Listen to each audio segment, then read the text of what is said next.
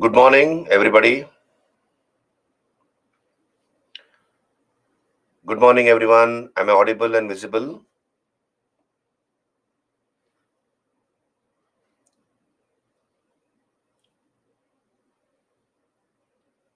Yasin, good morning. Am I audible and visible? Manpreet, good morning. Arvind, okay, right. Anshika. So let some more people join in and then I'll begin. Raghava, Roshan, Manpreet. Great.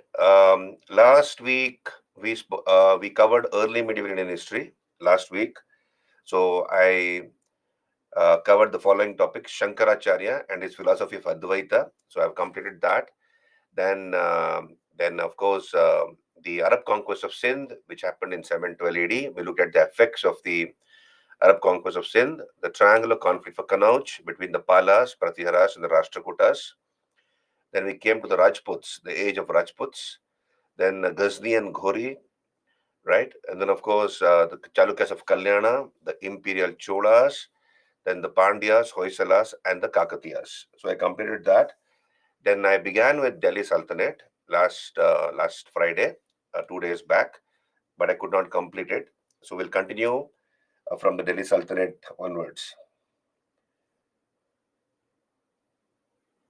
Yeah. What about Friday's class? Sham, of course, you see, you can expect questions. Most of the questions come from prelim section, but then please understand, it will help you to answer art and culture section. A knowledge of medieval India will help you to answer questions in the mains from the art and culture section, right? So generally have a broad idea. For example, last time they had asked about Krishnadevaraya and his contribution towards literature. We have to study Krishnadevaraya in a detailed manner, right? For you to write a proper answer. So we can't just stick to the literature part. You should know other aspects of his rule so that you can get the connection, right? So that's about it. We'll come back here. Anjali, Naveen, we'll continue the Delhi Sultanate, 1206 to 1526. Um, so here, as we have seen last class, Ghori was assassinated. Ghori was assassinated in 1206, right? And you have Ghori, who had sent two officers to conquer a few parts of India. One was Aibak, Qutbuddin Aibak, and the other was Bakhtiar Khalji.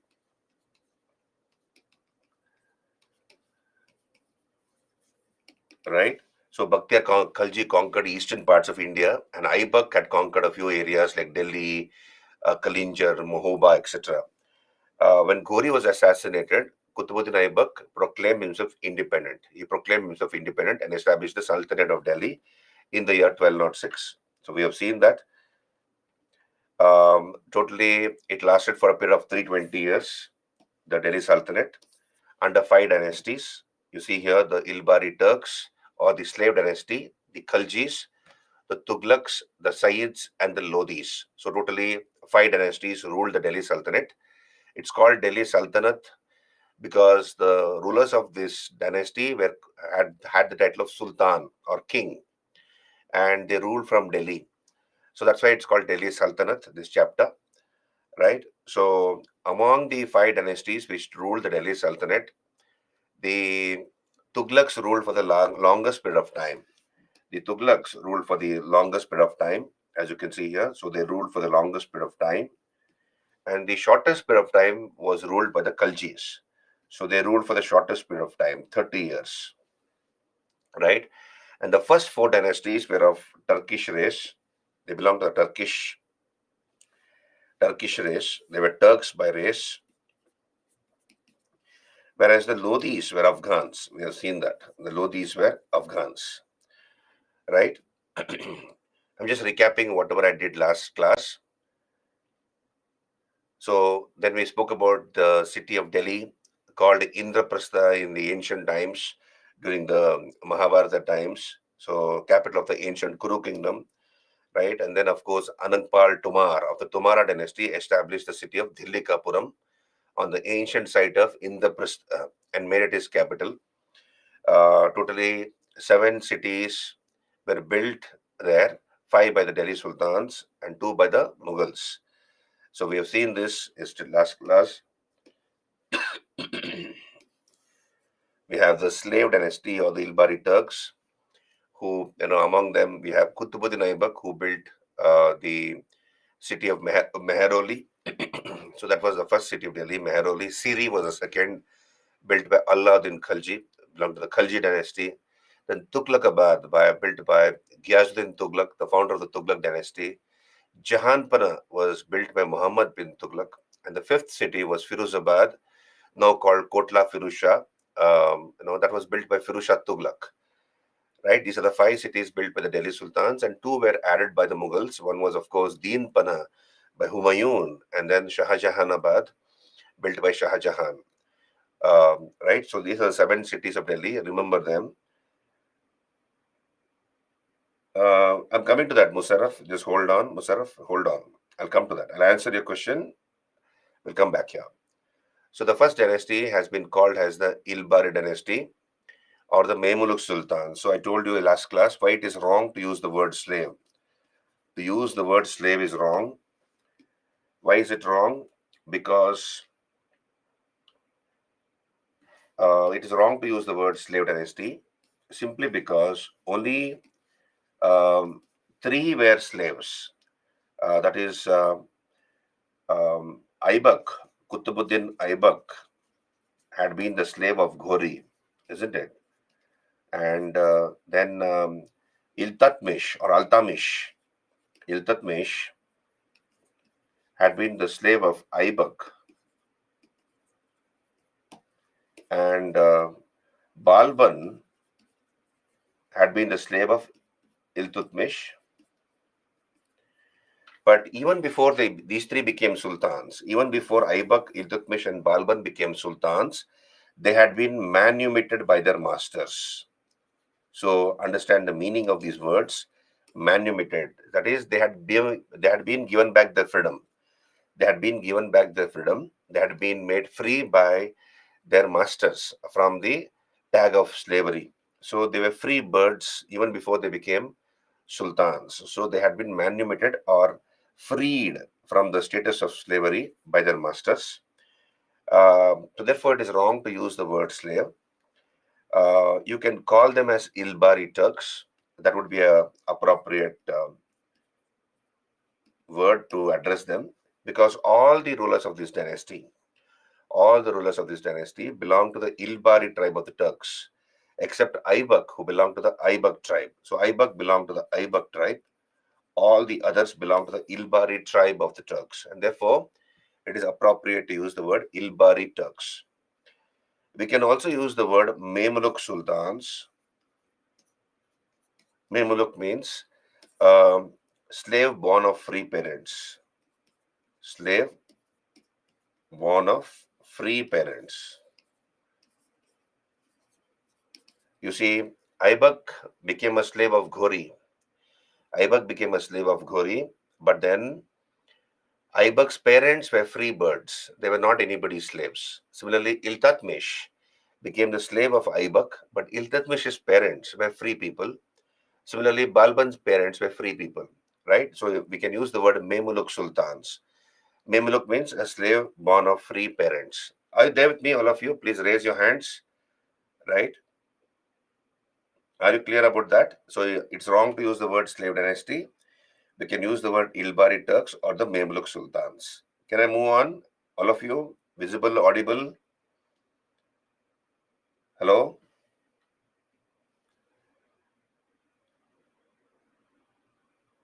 Visible, audible? Are you clear about whatever I just now said? Can I move on? Okay, great. Now, last class I also told you what are the qualifications necessary for somebody to become a sultan. Can anybody Recall some of the points. What are the qualifications necessary for somebody to become a sultan? What are the qualifications necessary? Number one, yeah, very good. Musarraf, he should be a free-born Muslim. He should be a free-born Muslim. That is, then male adult. So male adult is right. Then with no physical deformity. Very good, Komal. With no physical deformity and knowledge of the Shariat. Very good. Knowledge of Islamic law or knowledge of the Shariat. Knowledge of Shariat. Now, what we notice is, though these were the qualifications required for somebody to become a sultan, we see exceptions to this rule. We see that this was not strictly adhered to, and we see exceptions to this particular aspect. Now, for example, we have Razia. Razia became a sultan, though she was a female. No, she was called sultana.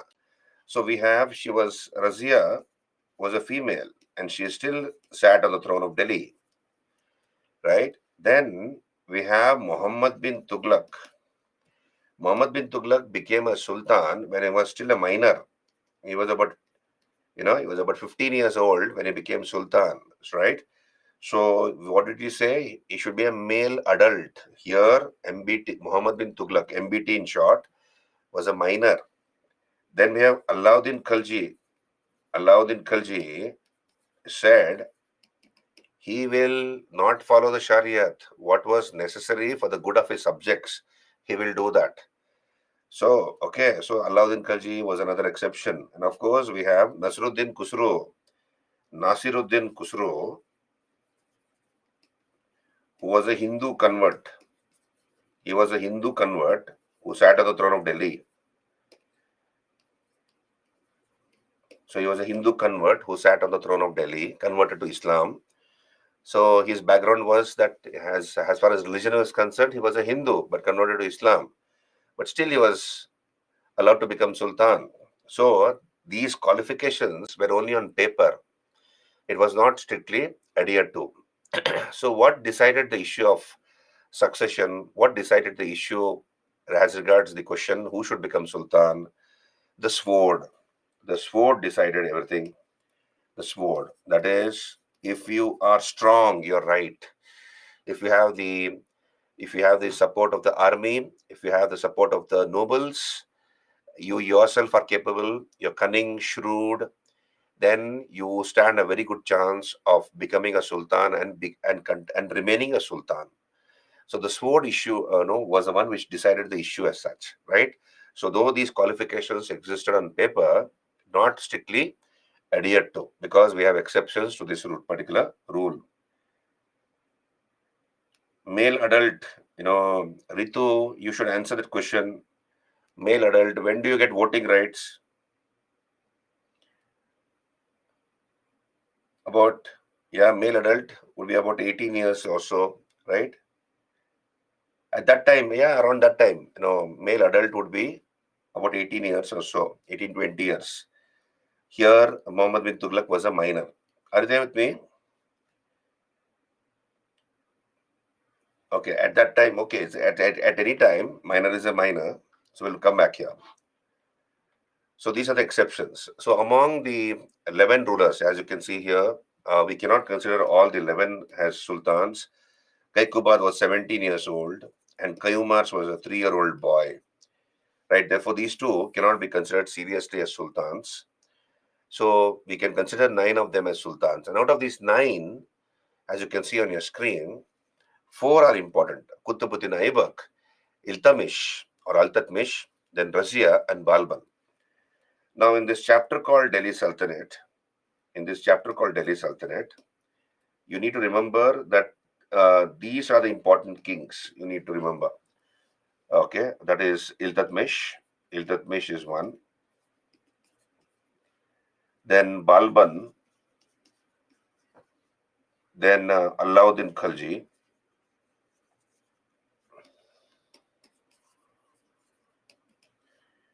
then Muhammad bin Tughlaq, and Firuz Shah Tughlaq. These are the important rulers of this Delhi Sultanate: Iltutmish, Balban, Alauddin Khalji, Muhammad bin Tughlaq, and Firuz Shah Tughlaq. Rest are all fringe elements. Rest are all not so important, but then we need to know, right, important aspects during their rule also. But these are the important rulers. We'll talk about it. So Aibak, Aram Shah. So I'll tell you the story. You can see here Aibak. So Aibak, as you know,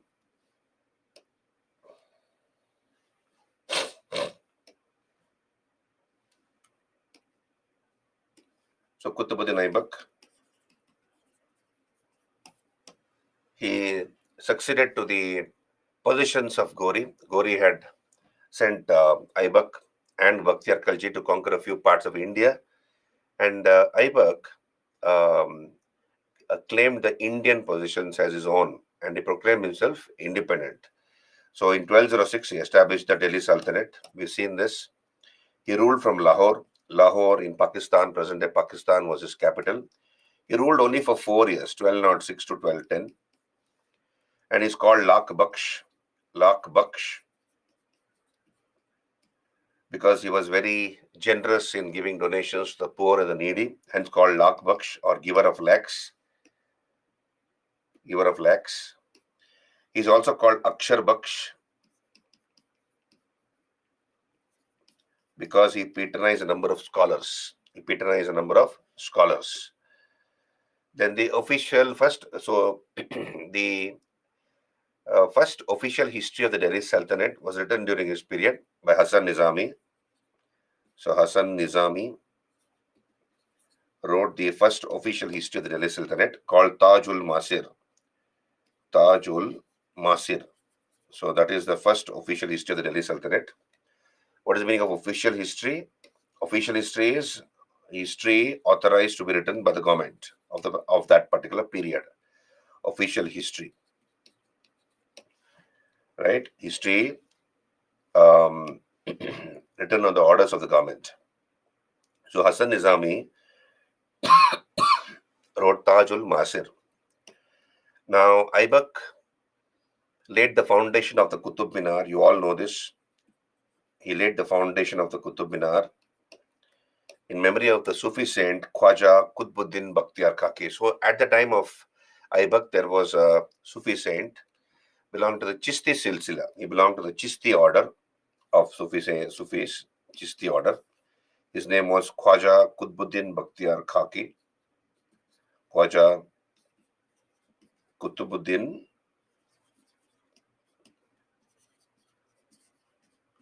Bakhtiyar Kaki.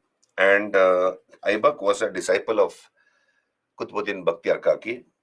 He was a contemporary actually. So Khwaja Qutbuddin Bakhtiyar Kaki lived around the time when Aibak was also there. And in honor of this particular saint, he laid the foundation of the Qutub Minar. This is the tallest stone tower in India. And please understand, Aibak died in an accident. He died while playing polo or chaugan. So while playing polo or chaugan, he died.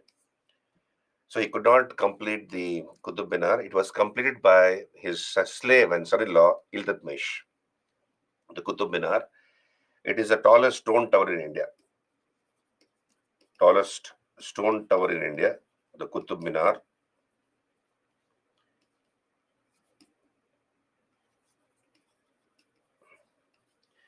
It is 73 meters in height. It is 73 meters in height, tallest stone tower in India. What was the purpose of the Qutub Minar? Anybody? What was the purpose as to why the Qutub Minar? What was the purpose of the Qutub Minar? Any idea?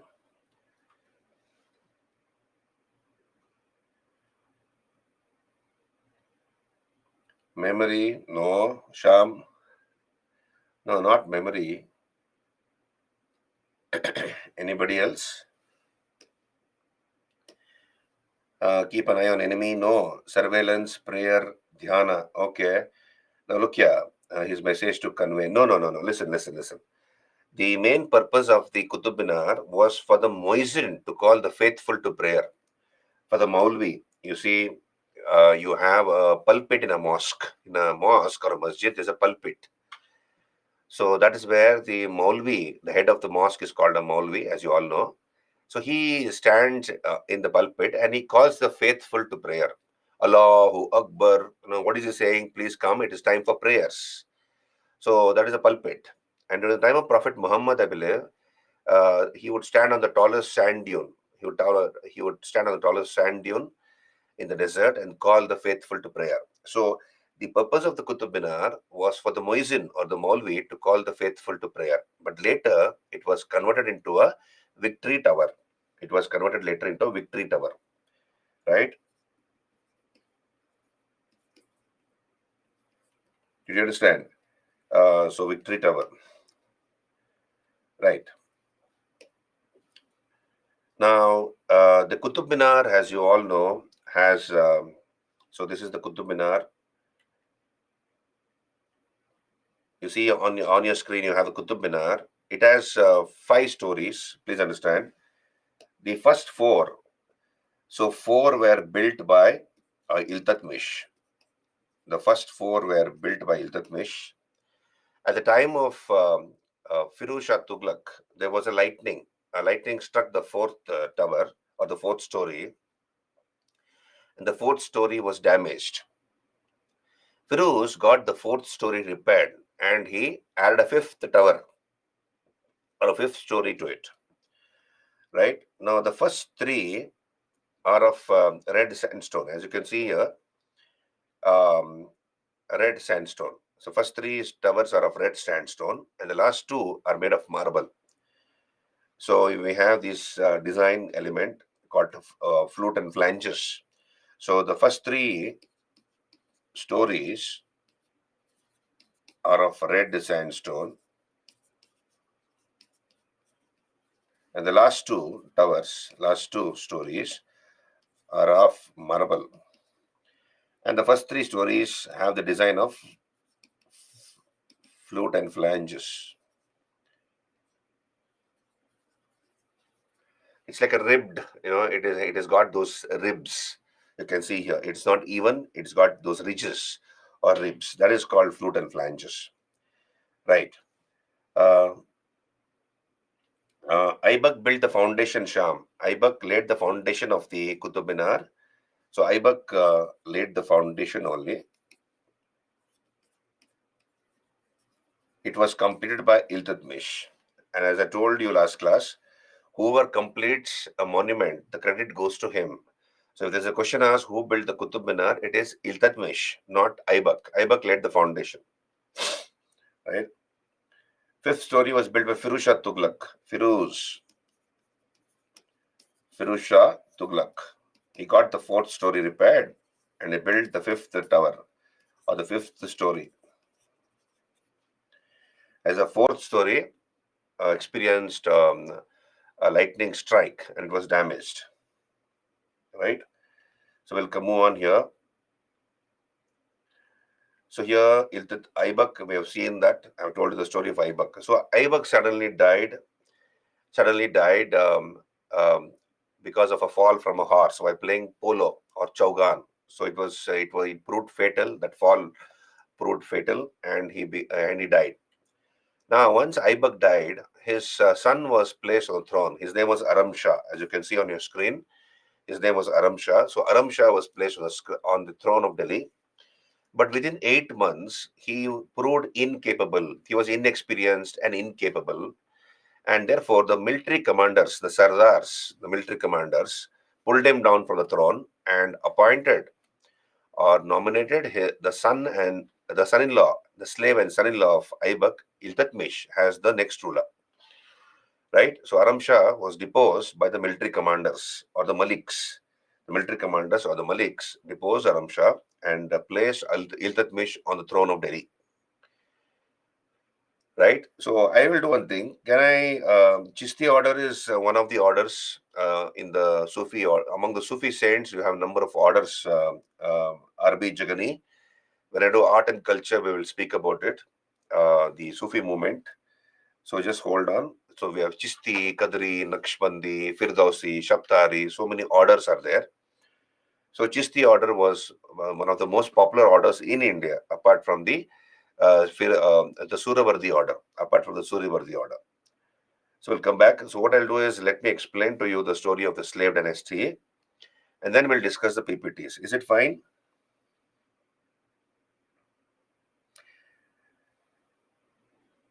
Now he made Alt Asham. He only added. It was already completed, and it was quite a lot of time since the Qutub Minar had been completed. The Firoz Tughlaq comes much later, and he repaired the fourth story and added a fifth tower to it. So it was not completed by Firoz Shah Tughlaq. It was done by Iltutmish. So I'll explain to you the slave dynasty and then come to the PPTs. Is it fine, all of you? Some are answering it. Yes. Okay. So now look here. I'll tell you the story. We can do side by side. We will be able to make notes also, says Komal. Okay. No, I can go in a flow, Komal. You can still make notes. It is there in the PPTs. Right, Komal?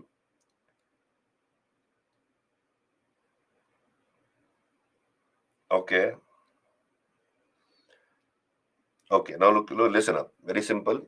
So next comes Iltutmish. Now the son-in-law, the slave and son-in-law of Aibak was Iltutmish or Altamish. And Iltutmish is considered to be the real founder of the Delhi Sultanate. Iltutmish is considered to be the real founder of the Delhi Sultanate.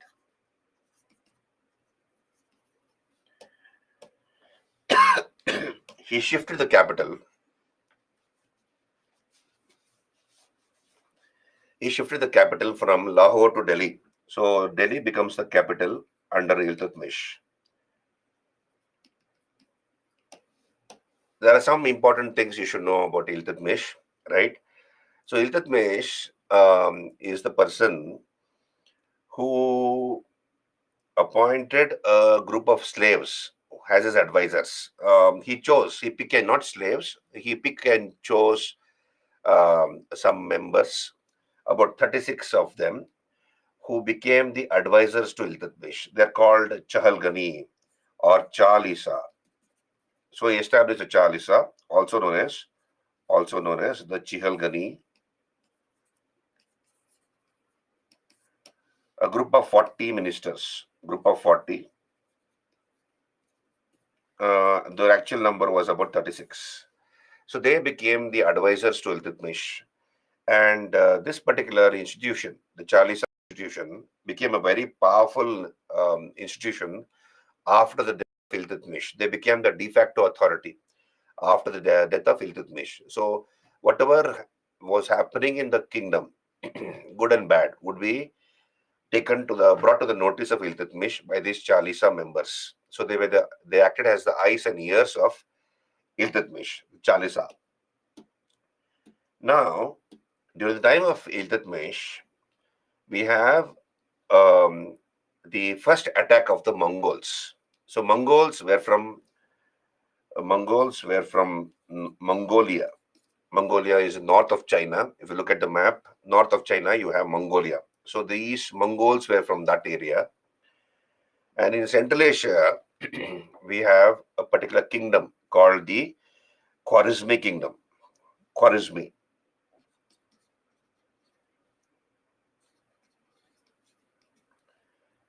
And there was a prince of the Khwarezmi dynasty. His name was Jalaluddin Mangbarani. Jalaluddin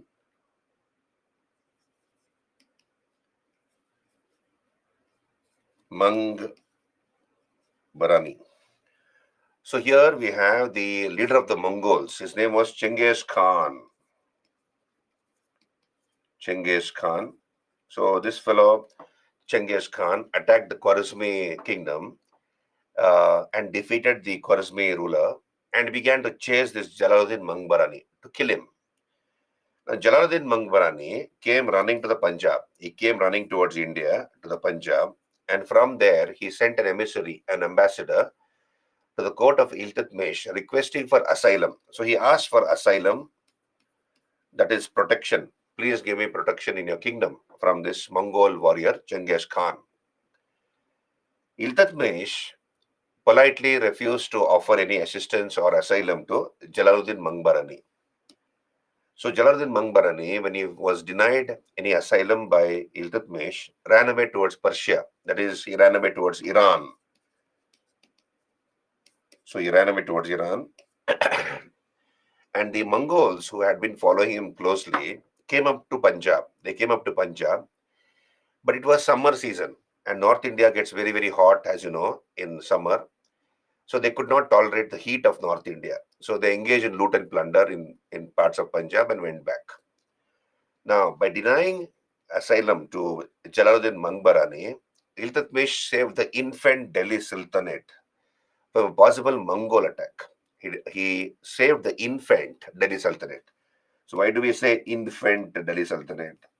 Because it had just now been born.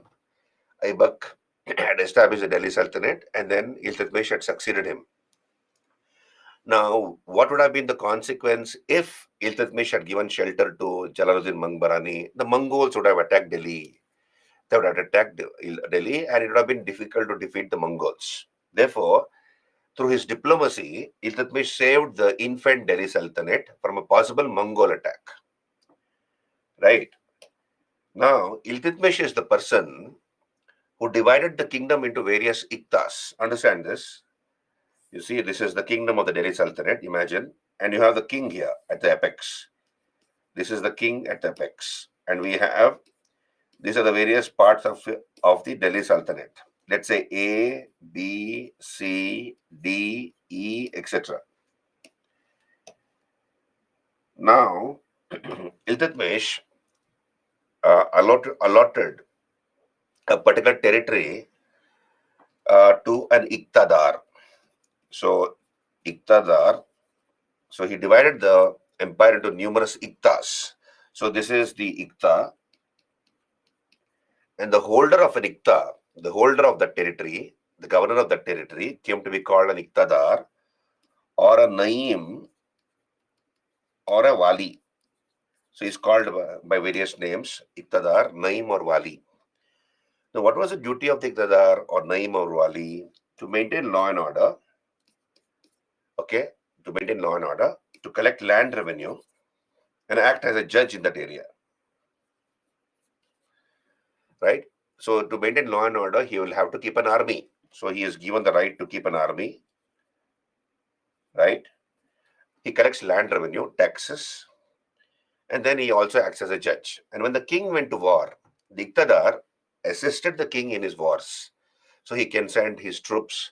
He can also accompany those troops and assist the king in his wars. So he divided the empire into numerous Iqtas. And the holder of Iqta came to be called Iqtadar, Naim or Wali.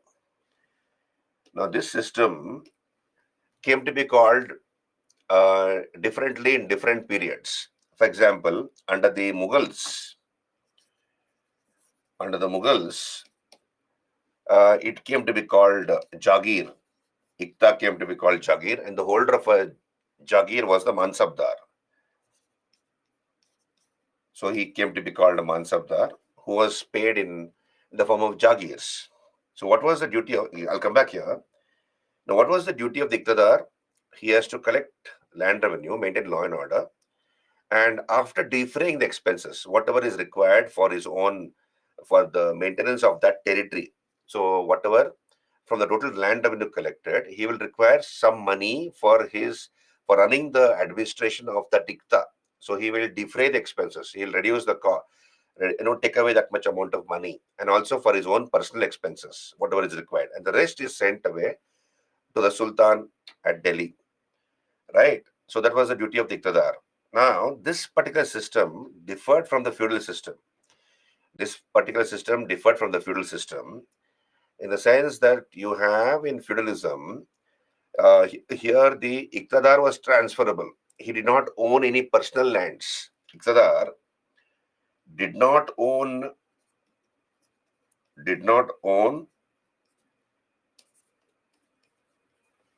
any personal lands.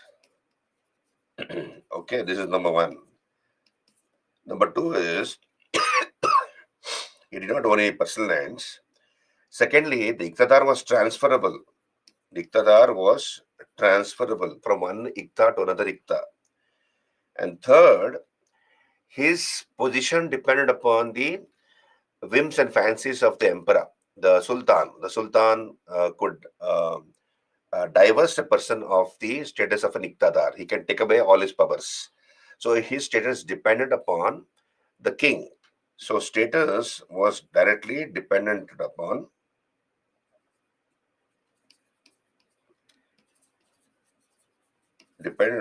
the Sultan.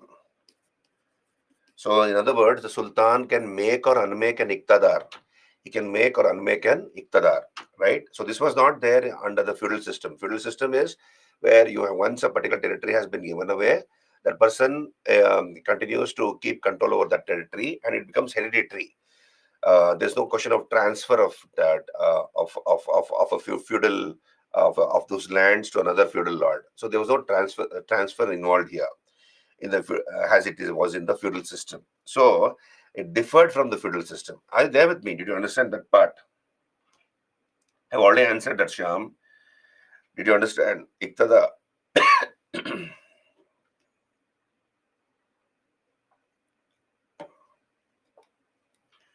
So the so this came to be called the holder of Jagir came to be called Mansabdar. He was also called a Jagirdar. We'll come to that. But then Mansabdars were paid in either cash or in the form of land grants. So under the Mughals, they came to be called that area came to be called Jagir, and the holder of that Jagir came to be called as a Mansabdar. Under the Marathas, the land came to be called Mokasa. So Maratha officers were also given territory called Mokasa, right? And under the um, Vijayanagar kings, you have Amarams. Lands came to be called Amaram, and the holder of that Amaram came to be called Amaranayaka. Amaranayaka. So this was the very unique system which was devised by Iltutmish, the Ikta system. So he divided his empire into various Iktas under an Iktadar. Now,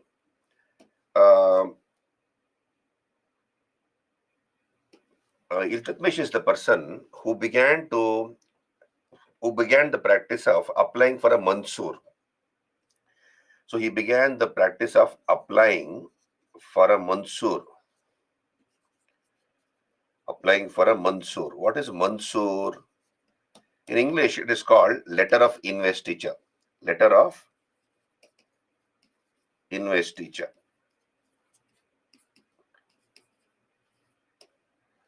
Mansur. Right. I'll write it again.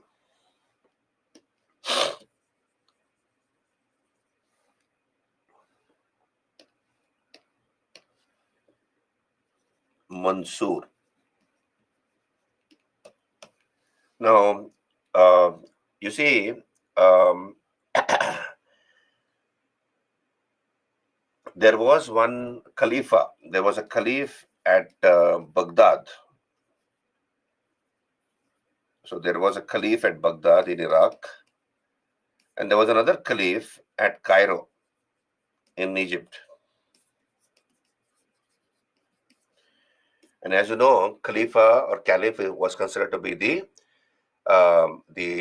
temporal and political head of Islam. He was considered to be the descendant of the successor of Prophet Muhammad. So he was considered to be the representative of Prophet Muhammad, the Caliph. So there was one Caliph at Baghdad in Iraq and another at Cairo in Egypt. So what Iltutmish started doing is he began to send gifts to the Khalifa. He would send gift to the Khalifa, particularly the Baghdad Khalifa, and he applied. That is called applying for a Mansur. So he sends gifts, let us say a lot of wealth, gold, diamonds, etc., exotic food, some beautiful women, etc., are sent as gift by Iltutmish to the Khalifa at Baghdad. And the Khalifa is very, very much impressed, obviously, because he's getting so much of gifts. And in return, Iltutmish is asking the Khalifa, please write a letter recognizing me as the lawful ruler of Delhi. So he's requesting the Khalifa to recognize him as the lawful ruler of Delhi. Right, that is called applying for a Mansur. So what will the Khalifa do? He will write a letter stating that so and so Khalifa has recognized Iltutmish as the lawful ruler of Delhi, and he'll put his stamp and signature. And Iltutmish kept that letter with him. Now, what was the purpose behind this? The purpose behind this was, if somebody questions Iltutmish's right to call himself as a sultan or to be the ruler, if somebody is questioning him as what are his credentials, what are his qualifications to be calling himself as a sultan or sitting on the throne, what was his qualification, Iltutmish will always will tell that the Khalifa has already recognized me as a sultan, and he'll show that letter, right? And this way he could um, prevent the occurrence of revolts. So revolts against the sultan. So when the Khalifa himself has recognized him as a lawful ruler of Delhi, nobody else has a right to question Iltutmish's right to rule as a sultan. Did you understand? So this is called applying for a Mansur or a letter of investiture. And only three sultans. Please raise your hands if you did understand that part. What is Mansur? What was the purpose of the Mansur? This was to gain legitimacy. After all, Iltutmish was a slave earlier of Aibak, and then he became sultan. And there will be many people who will question Iltutmish's right to call himself as a sultan, and there could be revolts. For example, Iqtadars themselves might revolt against Iltutmish. So, if he shows that letter, which states that the Khalifa himself has recognized him as a lawful ruler of Delhi, then they will keep quiet. They will recognize him because Khalifa himself was recognized as the representative of Prophet Muhammad on this earth. Divyani, Raghava has understood Mansur is nothing but a letter of investiture, right? So Iltutmish would send gifts to the Khalifa, and in return, he would ask the Khalifa to recognize him through a letter as the lawful ruler of Delhi. So once the Khalifa recognizes Iltutmish as the lawful ruler of Delhi, it gains legitimacy. He continuing as a sultan becomes legitimate, right? And in the eyes of the Khalifa, he is the lawful ruler of Delhi. So nobody can question that particular fact as such, right? So this was to control the Iqtadars and other ruler, and also prevent occurrence of revolt against the Sultan. Clear? This is what it is. This is called Mansur. Clear? Right. Now, Iltutmish is the person who issued the first currency of the Delhi Sultanate. It was called the silver tanka. So he issued the silver tanka, silver tanka, silver coin or silver tanka, and a copper jital. So one silver tanka was equal to 48 jitals. One silver tanka was equal to 48 jital. Yes, he issued silver coins called tanka and a copper coin called jital. One tanka is equal to 48 jitals as such, right? Now, so Iltutmish is the person who initially did not go for fresh conquests till he heard the death of Genghis Khan. Once Genghis Khan died, you have Iltutmish conquering a few areas in Rajasthan, like Ranthambore, Mandor, etc. So he mostly consolidated his newly established empire as such. Now, Iltutmish had many sons. And he considered all his sons as useless fellows. You know, kuch kaam ke nahi. So he considered all his sons as useless fellows. He had a daughter by name Razia. He had a daughter by name Razia. And he wanted Razia to succeed him to the throne. Now we have the Gwalior campaign of Iltutmish in 1251 or so. In 1251, he was going on his Gwalior campaign, that Gwalior in Madhya Pradesh. Yeah, so he wanted to conquer Gwalior. So when he was on his way to the Gwalior campaign, Iltutmish entrusted the responsibility of the administration to Razia, not to any of his sons, not to anybody except his daughter Razia. And Razia ran the administration beautifully in the absence of her father. In the absence of her father, she ran the administration beautifully, and the Chalisa members were very, very happy about this. They were surprised, and at the same time, they understood the mind of Iltutmish, that he wanted her to succeed him to the throne. And Razia had proved in her father's absence that she's a good administrator. But then once Iltutmish died, we have once Iltutmish died, um, we have a son of Iltutmish by name Ruknuddin Firoz, who was placed on the throne. The claims of Razia were set aside, and another son of Iltutmish by name Ruknuddin Firoz was placed on the throne. So I'll come back here. You can see on your screen Ruknuddin Firoz. So Ruknuddin Firoz became the Sultan, and the claims of Razia were set aside. Now, why was Razia not recognized as a Sultan as initially? Because she was a female. But then, what happened? Ruknuddin Firoz proved to be an incompetent ruler. You had revolts taking place in various parts of the Sultanate. And Ruknuddin Firoz took the army and he began to put down those revolts, one revolt after another. And when a serious revolt took place at Awadh, so he went away from Delhi with his army, to put down that revolt. Razia, with the help of some of the Chalisa members, so most of the Chalisa members were all supporters of Razia, and they knew the mind of Iltutmish because he wanted his daughter to succeed him to the throne. So, with the help of a few Chalisa members, Razia, sat on the throne. She came and occupied the throne and crowned herself as Sultana. She called herself as Sultana and ordered that her brother be put to death. So Ruknuddin Firoz was put to death and Razia became the Sultana. Razia, the only woman ruler to sit on the throne of Delhi.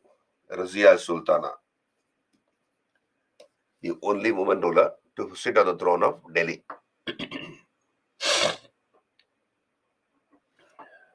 Please explain 1 to 5.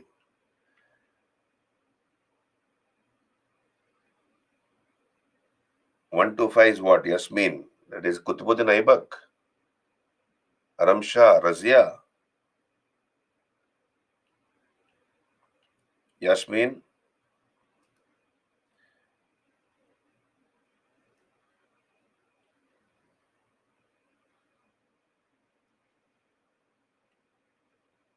One to five. I didn't understand.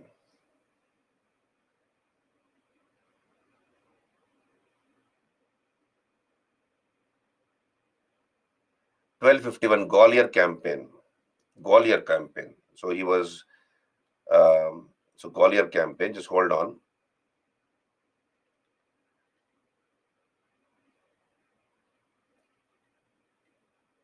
At 1231. It is 12. That should be 1231. I can correct myself. 1231.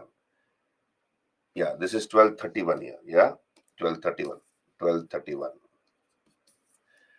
Right? Yasmin, 1231. So he was on his Gwalior campaign. That's the time when he entrusted the responsibility of running the administration of Delhi to Razia.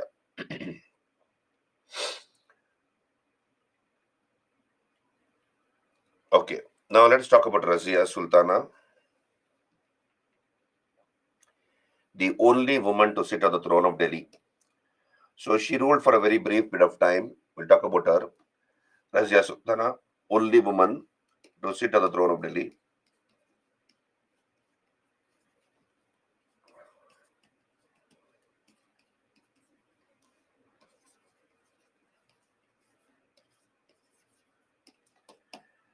Now, Razia had been trained by her father and to succeed him to the throne.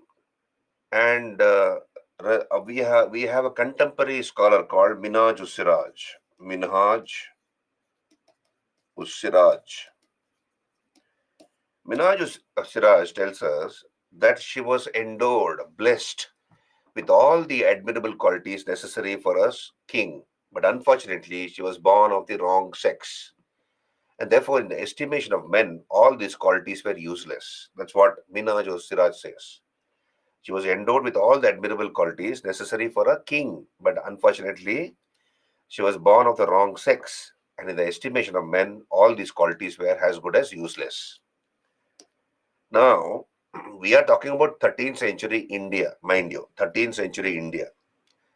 Razia was a girl who conducted the court in an open darbar without the veil. So she'll not wear a burqa, right? So without a burqa, she will appear, and this was against Islamic tradition.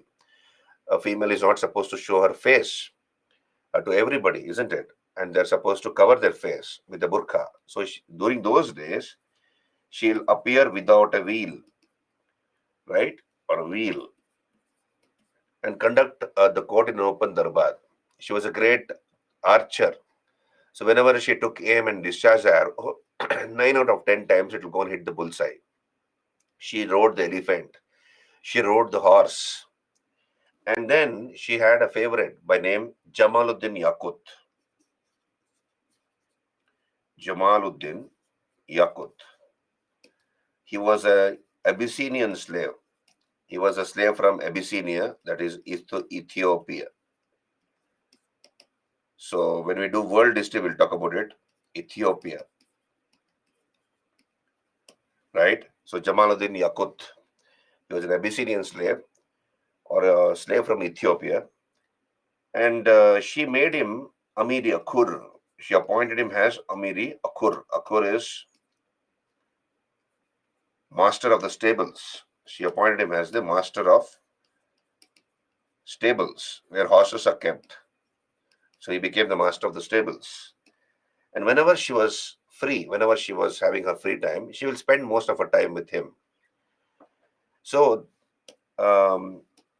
these acts of Razia were not liked by the Muslim clergy, the ulemas. The ulemas, the Muslim clergy, that is, the Muslim religious teachers, did not like this because she was not following any of the tenets of Islam. She would appear without a veil in public, conduct an open court, and moreover, we have also revolts taking place. So the ulemas were against Razia. Revolts began to take place because the Iqtadars refused to recognize Razia as their king. The male ego, male chauvinism somewhere was pricked, right? So male chauvinism was pricked, and because they had to bow down before a female, and they did not like it. So if we have revolts taking place. Razia was also disliked by Shah Turkhan. Shah Turkhan was the stepmother. Shah Turkhan was a stepmother, and of course we have the Prime Minister Junaidi. So Junaidi, the Prime Minister, was also against her. But Razia came to power with the help of the Chalisa members, and she was trying to create a separate group of officers as a parallel to those who were opposed to her. She was trying to create, when she appointed Jamaluddin Yakut as Amiri Akur, she was trying to have her own group of officers who will support her. So revolts began to take place, and along with Yakut, she took the army and she began to put down those revolts one after another. But a very serious revolt took place at Bhatinda in Punjab or Sirhind, and there was one fellow called Altunia. He was the governor of Bhatinda. So he revolted against Razia. So Razia took the army and went along with Yakut to put down the revolt of Altunia. But in the war, what happened is Altunia killed Yakut. Altunia killed Yakut and imprisoned Razia.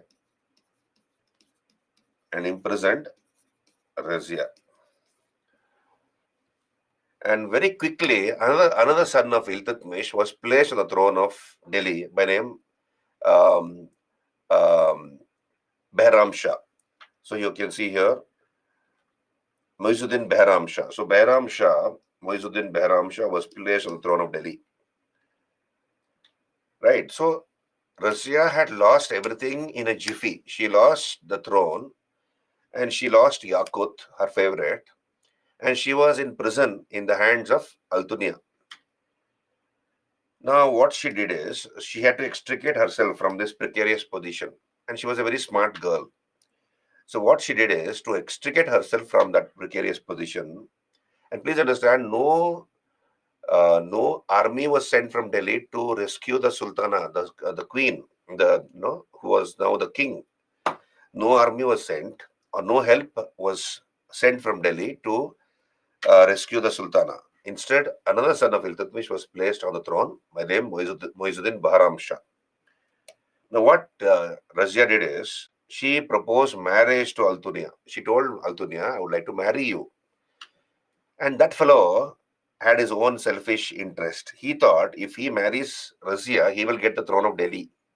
Okay. So this fellow took her out from prison and married her.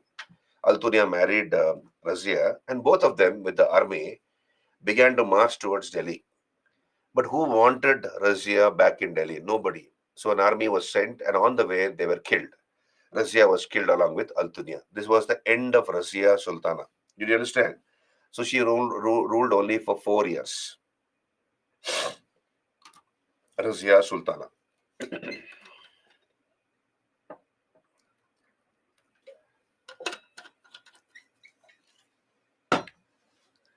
Are you there with me, all of you?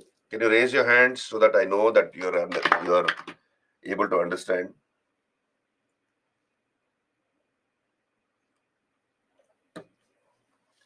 We'll discuss the PPTs. Just hold on. We'll discuss the PPTs.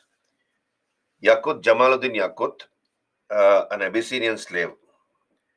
No, he was not an Iqtadar Zeba. He had been appointed as Amiri Akur. Amiri Akur is master of stables. Shah Turkan was the queen, the stepmother of Razia, and Junaidi was the prime minister.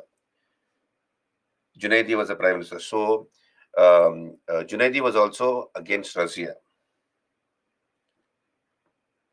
What is TV?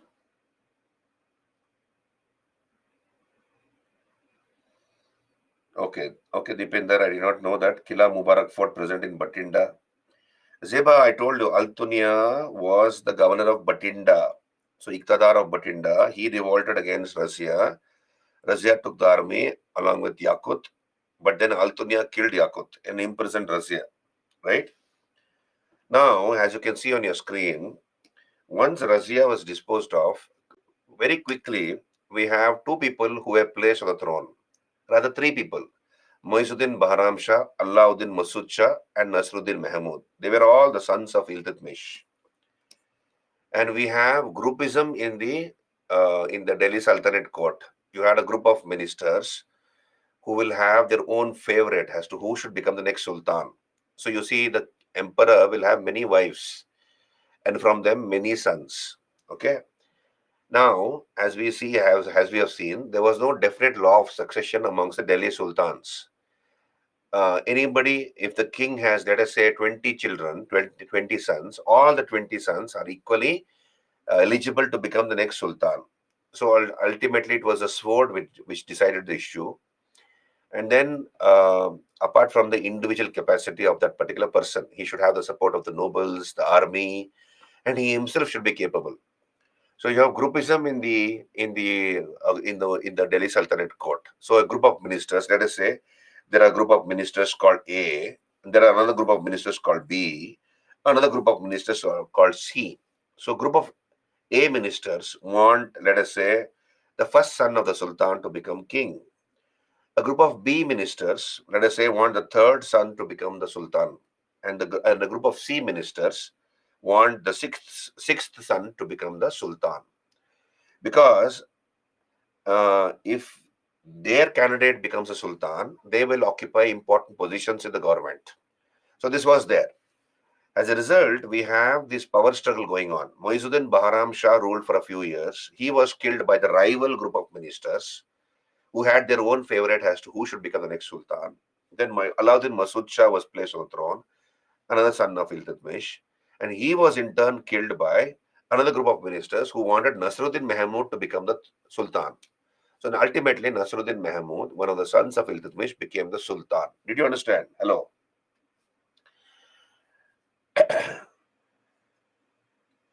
Hello, are you there with me? So ministers, here you have the Chalisa members who played a very important role in this particular succession issue. And ultimately, we have Nasruddin Mahmud who became the sultan. Now, Nasruddin Mahmud was a very peace-loving sultan. So he was a peace-loving sultan, spending Nasruddin Mahmud.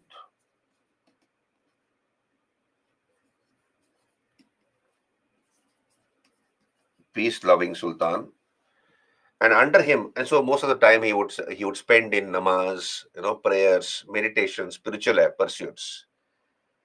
And he had a minister under him called Balban.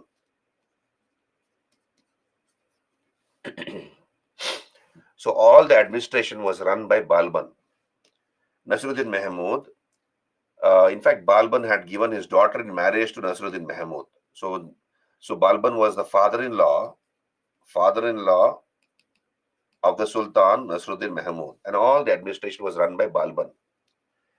So we need to understand something about Balban. Okay, so Nasruddin Mahmud was the de jure king. He was by law the king, but the administration was run by Balban. Right. Now, who was this Balban? So Balban, once upon a time, in his younger days, had been a slave. So Balban was a slave, and he was from West Asia. He was from somewhere in West Asia, and the slave merchant had brought him to Delhi from West Asia to the Delhi slave market. So he was a slave somewhere from West Asia, and the slave merchant had brought him to the Delhi slave market. And in the Delhi slave market, Iltutmish purchased Balban along with many other slaves. So he was purchased by Iltutmish.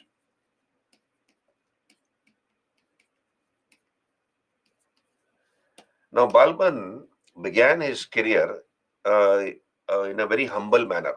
He was he became so he was a water carrier. He was appointed as the water carrier.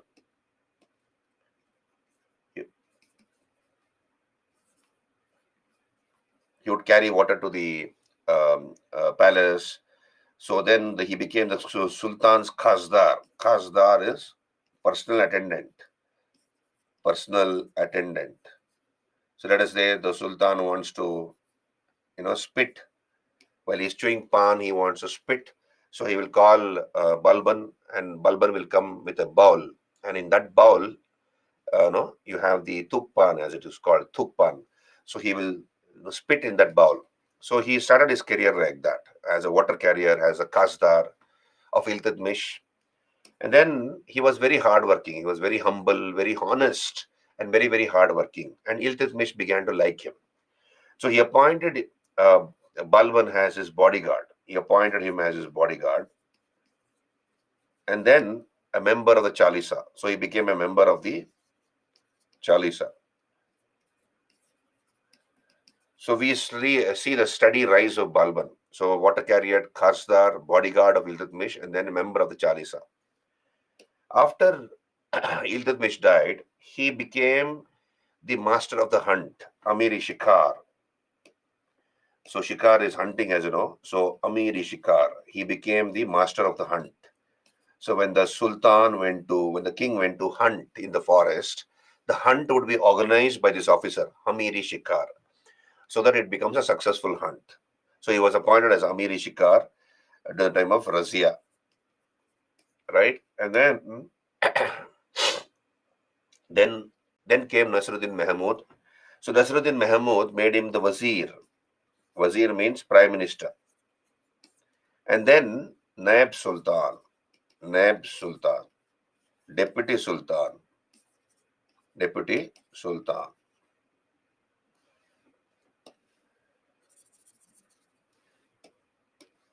So you see,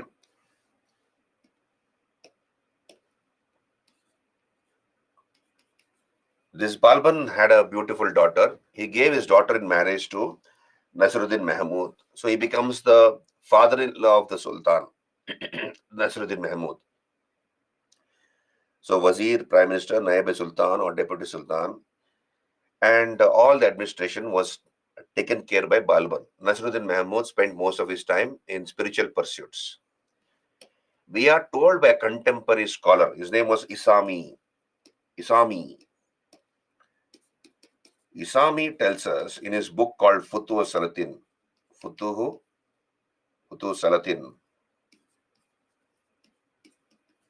We are told that when Balban was 65 years old, a desire arose in his mind to become the next Sultan. He wanted to become Sultan. He was about 65 years old at that point in time. So we are told by Isami that Balban got his son-in-law, Sultan Nasruddin Mahmud, poisoned to death. So he got him poisoned to death and became the next Sultan. And Balban is considered to be the greatest of the Delhi Sultan. Sorry, the greatest of the slave dynasty. Balban is considered to be the greatest of the slave dynasty or the Ilbari Turks. Balban. So this is how Balban comes to power. Now let us talk about Balban. Are you there with me, all of you? Clear?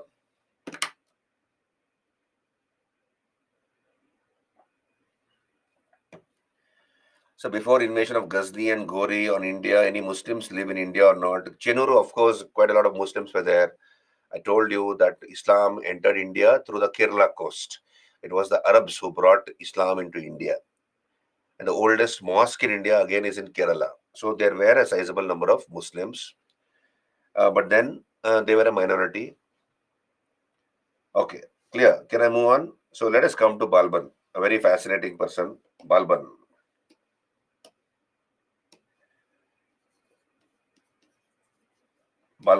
So Balban, we saw the steady rise of Balban from a humble beginning.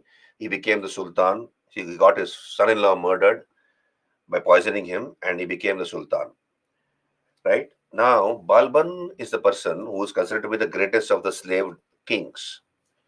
He wanted to strengthen the office of the Sultan. So he wanted to strengthen the office of the Sultan.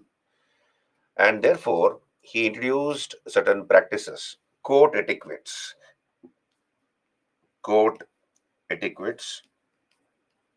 or manners. So introduce certain court etiquettes. What are the court etiquettes? First of all, sajda or sijda. Number 2, sijda, paibos, and of course, nauros. So what is court etiquette here? So here anybody, any of the nobles coming to the court, the ministers, nobles visiting the court, should wear a proper attire. They should be dressed properly, decently. They cannot come in their night clothes, right? So they should groom themselves well, and wear proper dress. And having come to the court, they are supposed to kneel down before the Sultan. That's called sijda, prostration. That is Shashtanga Namaskara, Ashtanga Namaskar. That is, they are supposed to touch their their forehead, their chin, their chest, and their knees to the ground before the Sultan. So that is called Ashtanga Namaskar. So they're supposed to prostrate before the Sultan, where all their 8 limbs are touching the ground. So they're supposed to prostrate, right?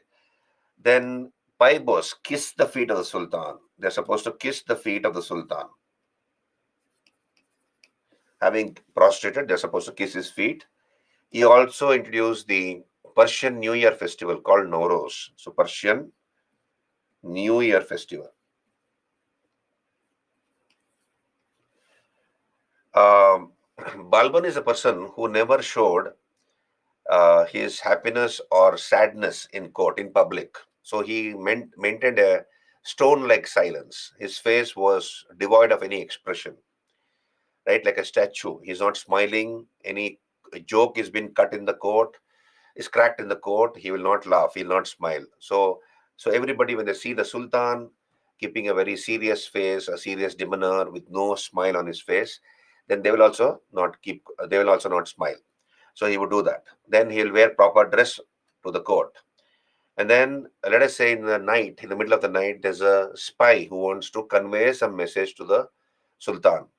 And the Sultan has to be woken up. So here he will not come out of the bedroom, in his night clothes. He will make the spy wait, and he may take some time to get dressed up, and with all the royal paraphernalia, dress, with his turban, with his jewels, with that how he would appear on a normal day in the court, with all that royal regalia, he will then give audience to the spy. And whenever he went out into the public, whenever he went out in public, you have fierce-looking bodyguards, huge, well-built bodyguards with their swords unsheathed, shouting Bismillah, Bismillah, Bismillah. So when people would see Balban with thousands of bodyguards around him, it would create a fear, an awe, a respect for the Sultan. So he introduced all these things in the court. Nobody was supposed to speak without permission, that to speak in a very soft tone. And of course, Sisda, Paibos, Noros. And he began to claim himself to be the descendant of Iranian folk hero called Afrasiab. Afrasiab. So Afrasiab was a Iranian folk hero, Persian folk hero, and Balban began to claim a blue-blooded line. That is, he said that he is a descendant of Afrasiab. Everybody knew that he was a slave once upon a time, but then once he became Sultan, he began to call himself as the descendant of Afrasiab. And then he reserved posts in the government to the Turks, to the high-born people. High-born Turks were given important positions in the government, not on the basis of ability or merit, on the basis that a particular person came from a rich family, a very progressive and a rich family, and he belonged to the Turkish race. On that basis, Balban would give posts to the people, right? To the high-born Turks. Now, Balban is a person who introduced a bell of justice. So, introduced the bell of justice. So, justice delayed is justice denied, as you all know. So, here a bell was hung near his palace, and anybody 24 hours in a day and 365 days in a year could come and ring the bell. If that person, male or female, feels that he or she has been denied justice, so they will come and they have to ring the bell, and the Sultan will himself come. Personally, he will come and attend to that person, and he'll give instant justice. So he hung a bell of justice. He began this practice of hanging a bill of justice. See, Mongol attacks we have seen began during the time of Iltutmish. It continued even during the time of Balban. So what did Balban do? He strengthened the border forts. Sanam, Sumana, Dipalpur, these are all forts on the northwest frontier. So he strengthened those forts. He kept adequate ammunition, food and fodder for the horses, food for the soldiers, posted experienced officers in those forts so that the Mongols can be stopped at the border. Now, one more thing is, Balban is a person who finished off the Chalisa. So he was the one who finished off the Chalisa. Chalisa, the group of 40 ministers, as I told you, was an institution established by Iltutmish. And by the time Balban became Sultan, many of the members of the Chalisa had already died. And whoever were remaining were finished off by Balban, because he knew the potential danger the Chalisa could create for the Sultan. He himself was a member of the Chalisa once upon a time. So he did not want to take chances with the Chalisa.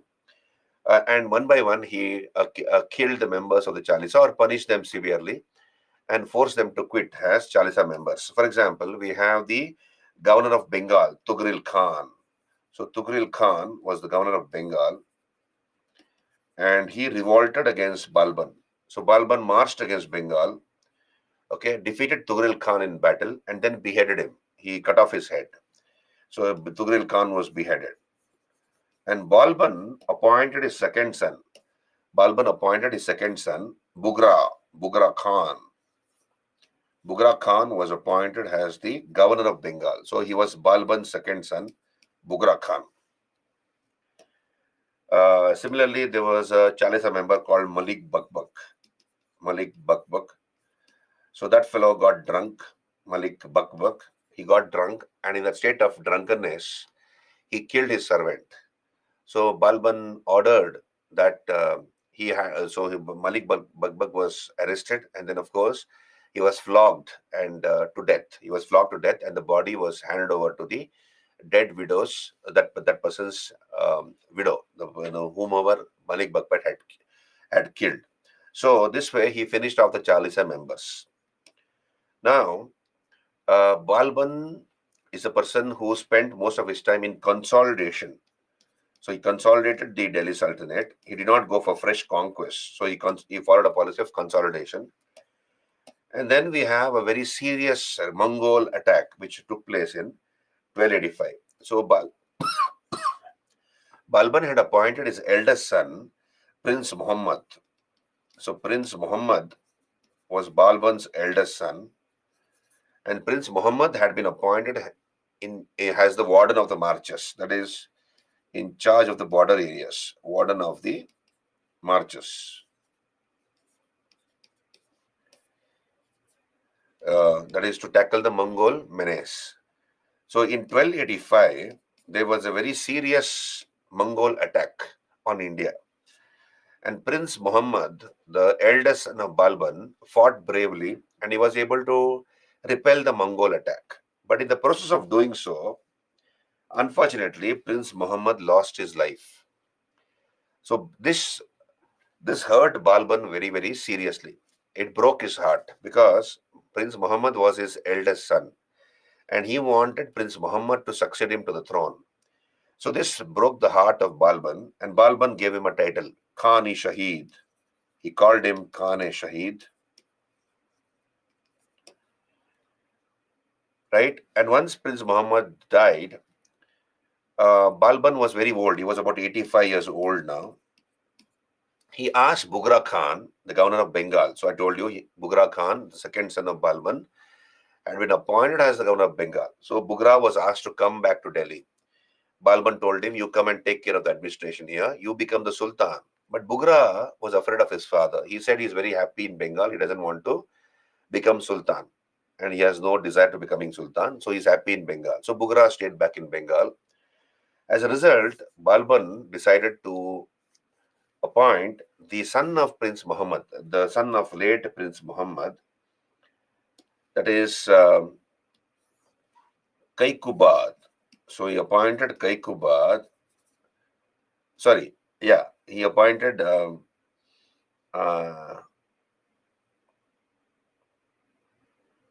he appointed late Prince Muhammad's son, Kaikubad, as the next Sultan. So I forget the name. Wait, Prince Muhammad's son was. So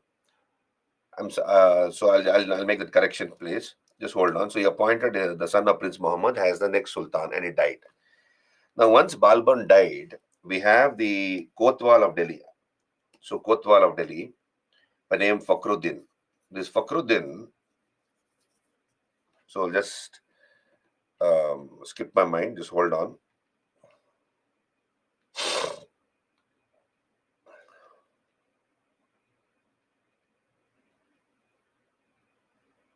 Yeah, Kai Kushru. Yeah, that is what I was looking. Kai Kushru. So I'm sorry for that. Just hold on.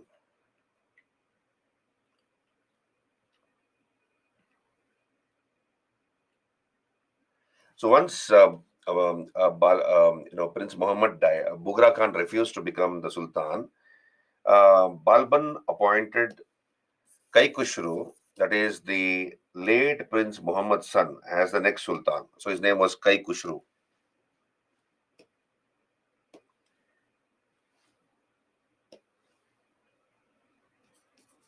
Kaikhushru.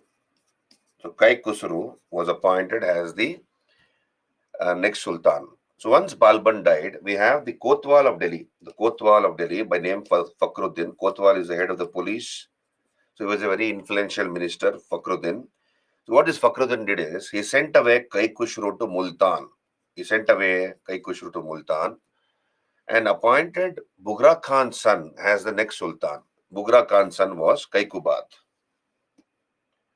So he appointed Kaikubad as the next Sultan.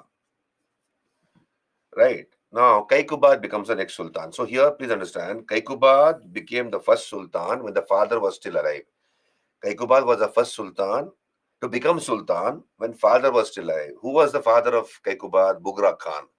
Bughra Khan was still alive, and even then, Kaikubad became the Sultan. So he was the first Sultan to become Sultan when father was still alive. How old was Kaikubad? 17 years. When he became Sultan, he was about 17 years old, and he was inexperienced, and also teenager, 17 years.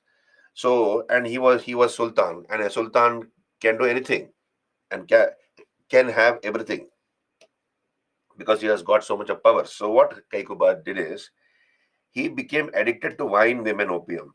He became addicted to wine, women, and opium. So day and night indulging in wine, women, opium. He lost his health and he became paralytic. So he became a paralytic very soon, Kaikubad. Therefore, the son of Kaikubad, Kayumar's 3-year-old son, 3-year-old son of Kaikubad was Kayumar's 3-year-old son of Kaikubad.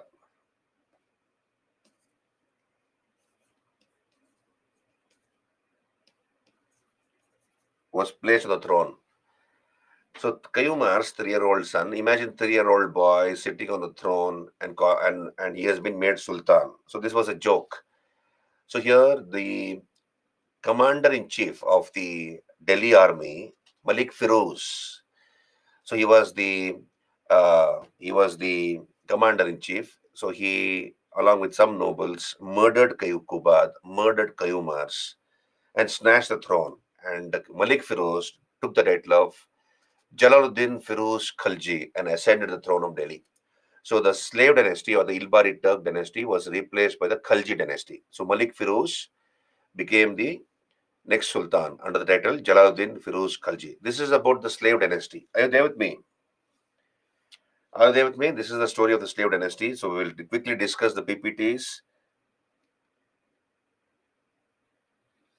Yes, Sham, Kaikubad became Sultan because Fakhruddin sent away Kaikhushru, the son of late Prince Muhammad, to Multan, and then of course Bughra Khan's son was made the Sultan. Kaikubad became the Sultan, right? So we'll discuss the PPTs now on your screen. So Aibak, Qutbuddin Aibak, he was a slave of Gori, right? Founder of the slave dynasty, belonged to the Aibak tribe. So all the slave kings belonged to the Ilbari tribe of the Turks, except Aibak, who belonged to the Aibak tribe.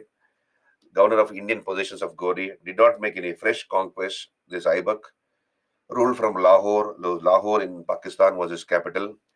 Took the titles of Malik and Sipah Salar. So he did not assume the title of Sultan.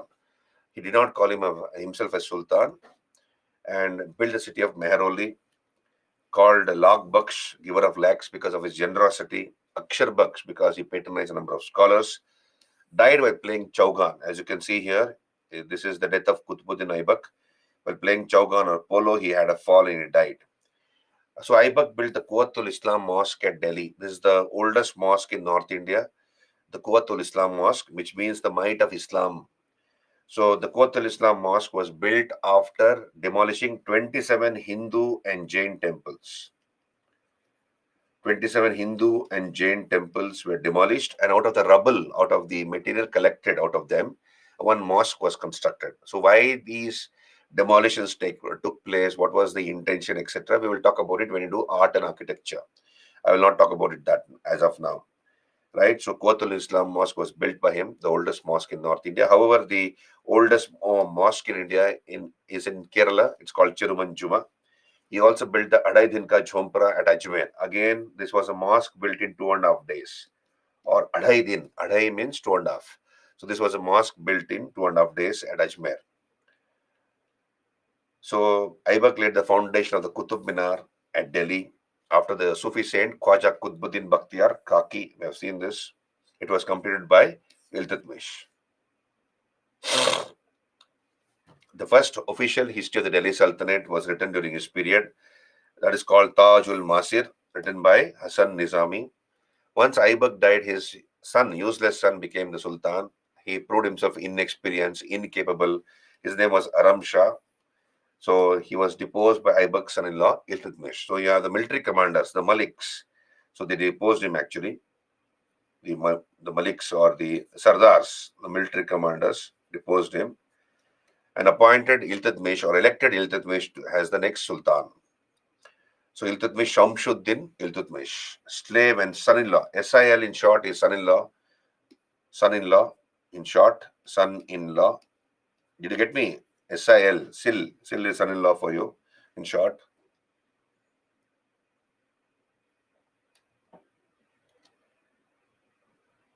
Okay, red color on blue background. Okay, fine. That red color is not put by me, Baba. So it is, mine is in white. The background has been made like this, but violet color, whatever that color is. So that has not been done by me. Mine is a PPT which is in white background. But then certain formatting is done before the class. Okay, so that is how it has happened. I'll inform the concerned people not to put any red color. Okay. So here Shamshuddin Iltutmish transferred the capital to Delhi. Yeah, I will inform the concerned people not to put red color. So transferred the capital to Delhi. We have seen this. Then he defeated rivals, Tajuddin Yildiz. So Tajuddin Yildiz conquered a few territories from the Punjab to Lahore. He questioned the right of Iltutmish to succeed him to the throne at Delhi. Tajuddin Yildiz had succeeded Ghori at Ghazni, isn't it? Tajuddin Yildiz succeeded Ghori at Ghazni. So he had conquered a few territories between Punjab and Lahore. So Iltutmish defeated him, and also Nasruddin Kubacha, who was the governor of Multan. So he had been the governor of Multan, one of the officers of Ghori. Introduced the silver tanka and the copper jital. One silver tanka is equal to 48 jitals. Right, this is the silver tanka and the copper jital on your screen. So I told you he paid his officers. He divided the empire into a number of iktas, and the holder of an ikta came to be called iktadar or naim or wali. Then he created a governing class called the Charis or Chihalgani, which became the de facto authority after the death of Iltutmish. They were the eyes and ears of the Sultan, right? Then, of course, we have the first attack of the Mongols under Chengiz Khan or Temuchin. So probably Chengiz Khan looked like this on your screen. So Chengiz Khan or Temuchin, so first attack on India. He came up to the borders of India chasing this Khwarezmi prince, Jalaluddin Mangbarani, who sought asylum under Iltutmish. But Iltutmish refused to give him any asylum. We have seen that. And only after the death of Chengiz Khan, we have Iltutmish conquering a few territories like Multan, Bengal, Bihar, Ranthambore, Mandor, etc. in Rajasthan. Then he obtained a Mansur, a letter of investiture from the Abbasid Caliph of Baghdad. So here you have the Khalifa recognizing Iltutmish as a lawful ruler of Delhi. And only 3 people received a Mansur. One was Iltutmish, the second was Muhammad bin Tughlaq, the third was Firuz Shah Tughlaq. And Firuz Shah Tughlaq received it twice. Firuz Shah Tughlaq received the Mansur twice. He applied for a Mansur and got it twice from 2 separate Khalifas. I told you there was one Khalifa in Baghdad, another was in Cairo. So Iltutmish is considered to be the real founder of the Delhi Sultanate. He was the one who gave it a capital city, that is Delhi, a governing class called the Chalis or Chahalgani, a standing army, and of course, right, a currency called silver tanka and a copper chital, right? He laid the foundations of medieval administrative institutions. So he wanted his daughter to succeed him to the throne, Razia, but then after the death of Iltutmish, Ruknuddin Firoz was placed on the throne, another son of Iltutmish, and the claims of Razia were set aside. But Razia took help of some powerful nobles, won over the people of Delhi, and deposed Ruknuddin Firuz. So Razia Sultana, the only woman ruler to sit on the throne of Delhi, as you can see, 1236 to 40. She ruled for only 4 years. And Minhaj Siraj says that she was endowed, blessed with all the admirable qualities necessary for a king, but unfortunately, she was born of the wrong sex. So she was opposed by the ulema, Muslim clergy, Muslim religious teachers. Shah Turkan is the stepmother, and Nizamul Mulk Junaidi, the prime minister, Nizamul Mulk Junaidi. So she had her favorite Jamaluddin Yaqut, who was appointed Amir Yakur, master of the stables. And then we have the revolt of Altunia. So many revolts took place. The most serious was the revolt of Altunia. The governor of Sirhind or Batinda, governor of Sirhind. Some books say Sirhind, some books say Batinda. So she put down. So Altunia was able to uh, kill Yakut and imprisoned Razia. Later, I told you what happened. Razia married Altunia, but on the way, both of them were killed on the way to Delhi. And quickly, we have Muizzuddin Baharam Shah, Alauddin Masood Shah placed on the throne, and then finally, Nasruddin Mahmud became the Sultan, another son of Iltutmish. So Nasruddin Mahmud patronized his scholar Minhaj Siraj, who wrote Tabaqat-i Nasiri. So Tabaqat-i Nasiri is after Nasruddin Mahmud. Tabaqat-i Nasiri, which talks about the history of the slave dynasty.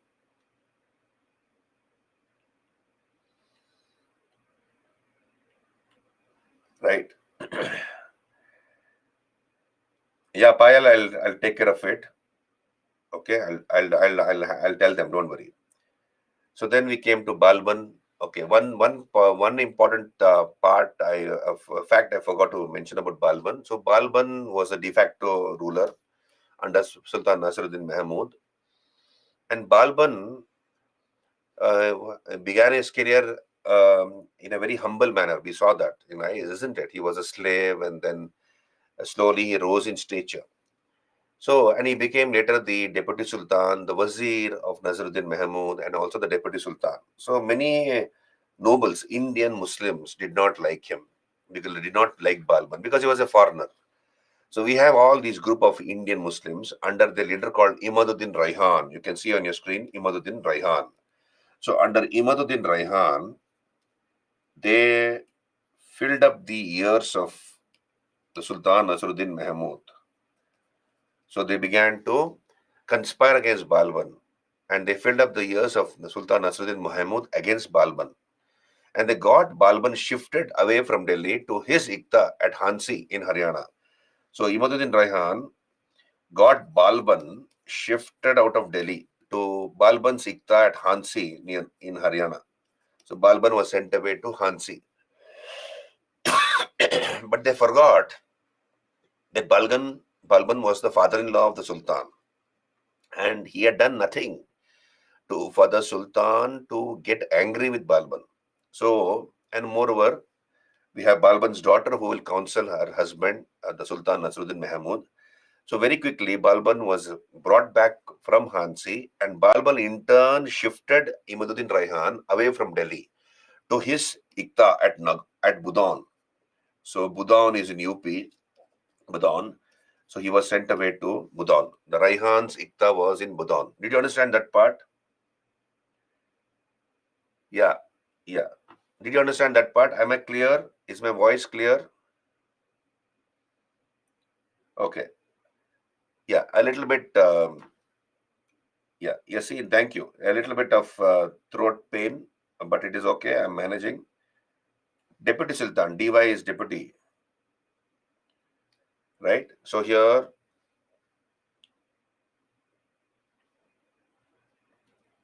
DY is where? Diva is deputy, right? Now we'll come back here. So Balban was sent away to his Ikta at Hansi in Haryana, and but he came back and he shifted Raihan to his Ikta at Budaun, UP. And I told you, according to Isami's Futuh Salatin, we are told that Balban got his son-in-law, Sultan Nasruddin Mahmud, poisoned to death, and the next became the Sultan. So the next ruler is Balban, as you can see on your screen. Slowly he rose to power. He was a slave and bodyguard of Iltutmish. Under Razia, he became Amir-i-Shikar, master of the hunt. Under Nasruddin Mahmud, he became the Wazir or Prime Minister, and later Deputy Sultan under Naib Sultan, greatest ruler of the slave dynasty. And his aim was to establish royal absolutism. All the power should be in the hands of the Sultan. So he was the one who cancelled the Ikta system. So Balban, he abolished the Ikta system. Did he? No. Yeah, no, I stand corrected here. He established the power of the Sultan. So he did not cancel the Ikta system. Alauddin Khalji was the one who did it. We'll come to that later. And Ghiyazuddin Balban followed a policy of blood and iron. What is blood and iron? Might is right. Might is right. So here blood stands for violence and iron for might. So if you are strong, you're right. So he finished off the Chalisa members. We have seen this. He took many titles. What are the titles? Zilli Lahi, the shadow of God.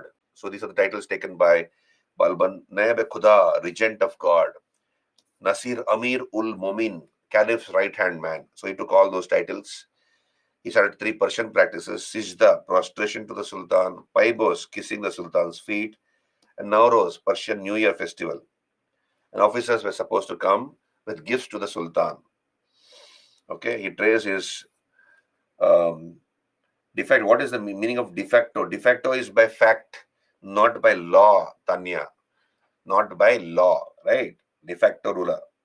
De facto is by law. For example, during the UPA government, Manmohan Singh ji was the prime minister, right? But then the power behind the throne was Mrs. Sonia Gandhi. So she was the de facto prime minister. By law, Manmohan Singh was the prime minister, de jure. So I'm just giving you an example, right? That is called de facto and de jure. Did you understand, Tanya?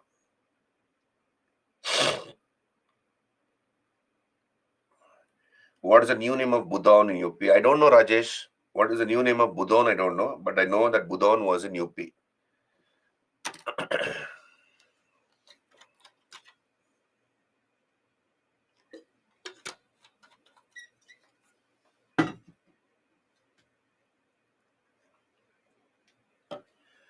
So he destroyed the power of the Chahalgani. We have seen that. He suppressed the rebellion of Tughril Khan, one of the Chalisa members, governor of Bengal. And Balban appointed his second son, Bughra Khan, as the governor of Bengal. Then he exterminated a group of robbers called Mios, hilly people of Mewat region, restored law and order. So these Mios, hilly people of Mewat region, used to engage in loot, plunder, kidnapping of women who came out of the village to collect water from the bordering wells. So on the outskirts of the village, you have wells. So the women would walk up very far from the village to pick up water and come back. So these Mios would kidnap those women, molest them, etc. So they had created a lot of law and order problems. So Balban took his army, entered those forests. Those were the forest hideouts of the Mios, and then he killed them. He exterminated them. Right. He set up a well of justice, as I told you. Then he separated the military functions. So this part I forgot to mention. He separated the military functions from finance and established the Department of Military, Diwani Aris. So he established the military department called Diwani Aris. This was the military department he established under a commander called Arizi Mamalik. So the commander-in-chief, CNC, was called Aris E. Mamalik. Now, please understand, whenever the Sultan was on the battlefield, automatically he was a commander. But there will be many campaigns where the Sultan will appoint somebody as the commander. So this is the Arizi Mamalik, who was the commander of CNC's, commander-in-chief. And the military department was called Diwani Aris, right? introduced a gold coin called dirham, right? Then he strengthened the bordering forts. I told you his eldest son, Prince Muhammad, was killed in a Mongol attack which broke the heart of Balban. So Balban appointed Kai Khusro, late Prince Muhammad's son, as his successor, and he died. But after Balban's death, we have the Kotwal of Delhi, Fakhruddin, who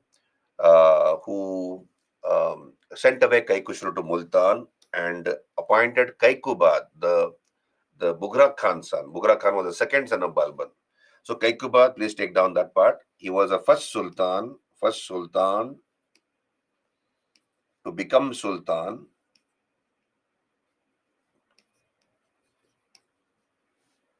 when father was still alive. When father was still alive. I told you the issue of succession arose only after the death of the sultan. Here we see that Bughra Khan was still alive, and still Bughra Khan's son Kaikubad became the sultan. And Kaikubad became paralytic. We have seen it. He was just a 17-year-old boy when he became sultan. So he became paralytic. He indulged in wine, women, opium, lost his health, and therefore his 3-year-old son Kayumars was placed on the throne. And we have Arizi Mamalik, the commander-in-chief, Malik Firuz, along with some nobles. He killed Kaikubad, Kayumars, and ascended the throne under the title of Jalaluddin Firuz Khalji. So this was the end of the slave dynasty. And the next is the Khalji dynasty. Are you there with me, all of you? Are you there with me? So can we take a break, small break, 15 minutes break, and we'll come back? We'll take a 15 minutes break and come back, and we'll talk about the Khaljis, particularly Alauddin Khalji. So we'll take a break now. We'll meet. What is the time on your watch? So we'll meet at 8 o'clock. 2 minutes to 8. That is about 7:58. 7:58.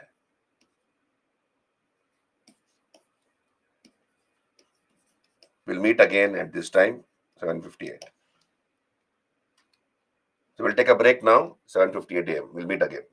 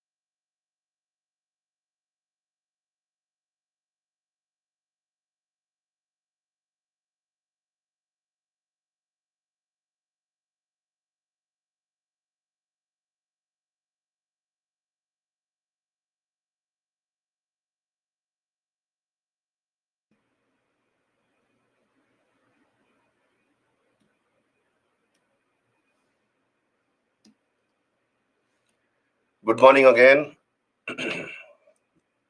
Can we continue? Can we continue? Am I audible and visible?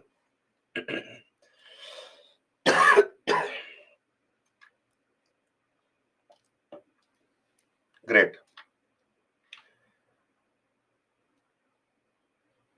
All are back. So here, as we have seen, Malik Firouz, who was the commander-in-chief, or Arizi Mumalik, along with a few nobles, killed Kaikubad and his son Kayumars and came to power under the title Jalaluddin Firuz Khalji, thus establishing the Khalji dynasty. So we come to the next dynasty, the Khalji dynasty. Why is it called Khalji dynasty or Khilji dynasty? Because they were from the region of Khalj in Afghanistan. They were from Khalj, a place in Afghanistan, and therefore they are called as the Khaljis or the Khiljis. They were also a Turkish race. They were also belonging to one of the Turkish tribes, and their original home was Khalj in Afghanistan, hence called Khaljis or Khiljis. Now, the Khaljis or Khiljis ruled for only 30 years, the least among the 5 dynasties of the Delhi Sultanate. So they ruled for only 30 years, and the greatest of the Delhi Sultans belongs to this dynasty, Alauddin Khilji. So Alauddin Khilji is the greatest of the Delhi Sultans. So we'll talk about Alauddin Khilji, a very fascinating personality. But then the coming of the Khaljis is considered to be a revolution, a Khalji revolution, as it is called. Why is the coming of the Khaljis to power known as a revolution? Because, number one, they brought an end to the domination of the Turks in government and administration. So they ended the domination of the Turks, ended Turkish domination.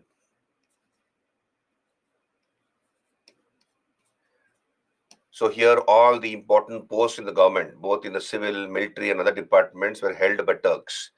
The Khaljis opened up these departments to people on the basis of ability and merit, not just on the basis of birth. So somebody is born in a particular race or family, posts were not given to them, but on the basis of ability and merit. That was the criteria. So you have posts given to Afghans, to the Indian Muslims or Sheikh Zadas, etc. So they ended the Turkish domination, and of course they established political homogeneity over large parts of India. So under Alauddin Khalji, we have almost the entire India conquered by Alauddin Khalji, and so you have political homogeneity.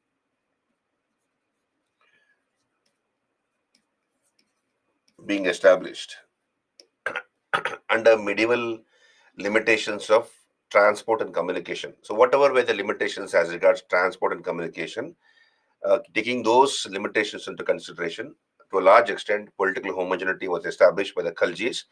And this happened after the Guptas. Once the Guptas declined, Guptas ruled over major parts of North India. But the Khaljis, apart from North India, they ruled over indirectly over many parts of South India also. So we see a political homogeneity over a large part of India established by the Khaljis. So therefore, the coming of the Khaljis is considered to be a Khalji revolution because they ended the Turkish domination in the government and administration. Are you there with me, all of you? So the founder was, of course, Malik Firouz or Jalaluddin Firuz Khalji. Clear till here? Why is it called Khalji revolution as such? Right? All of you? Yeah. So here we have, these are the 4 important kings: Jalaluddin Khalji, Alauddin Khalji, Qutbuddin Mubarak Khalji, and of course Nasruddin Khusru. Nasruddin Khusru. So Jalaluddin Khalji became Sultan. Malik Firouz, as he was called earlier, Malik Firouz, also known as Malik Firouz. So he came to power when he was 70 years young. So when he was 70 years old, he came to power. He ruled for about 6 years. So till about 76 years. Now, a very unpredictable king, unpredictable by nature, right? For example, we have the Mongols under Abdullah. You have the Mongols under Abdullah. So that he was their leader, Abdullah. They attacked Delhi. Jalaluddin Khalji not only defeated the Mongols, but then he asked Abdullah to settle down along with his Mongols on the outskirts of Delhi. And these Mongols came to be called Naya Musalmans. He gave his daughter, one of his daughters, in marriage to Abdullah. So Abdullah under the Mongols under Abdullah attacked Delhi.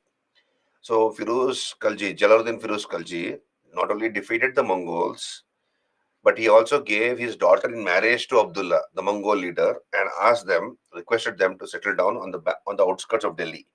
So these Mongols came to be called Naya Musalmans.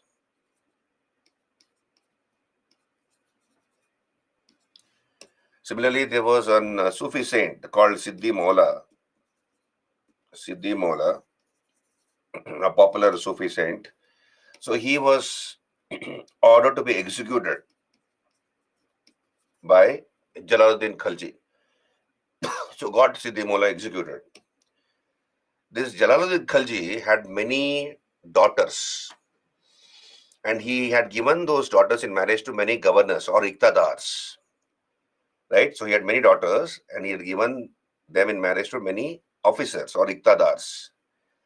One son-in-law of his, who also happened to be his nephew, was a man called Ali Gurshasp. Ali Gurshasp. So he was the governor of Kara and Manikpur. So Ali Gurshasp. Ali Gurshasp. Governor of Kara and Manikpur in present-day Madhya Pradesh. And Ali Gurshasp happened to be the nephew and also son-in-law of Jalaluddin Khalji. This Ali Gurshasp was a very ambitious man, very ambitious man.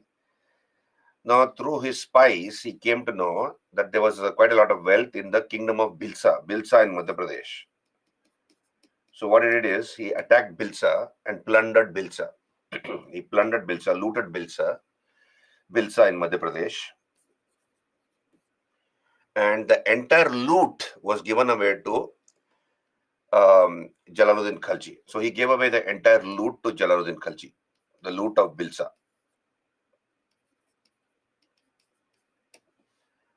So Jalaluddin Khalji was very happy.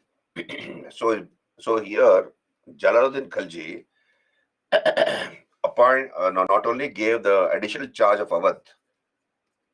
So he was the governor of Kara and Manikpur in Madhya Pradesh, present-day Madhya Pradesh, somewhere in present-day Madhya Pradesh, Ali Gurshasp.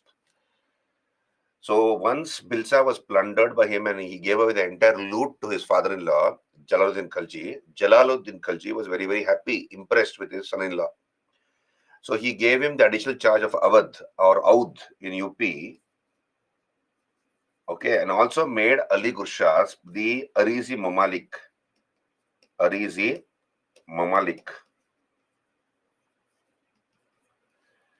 is commander-in-chief of the Delhi army.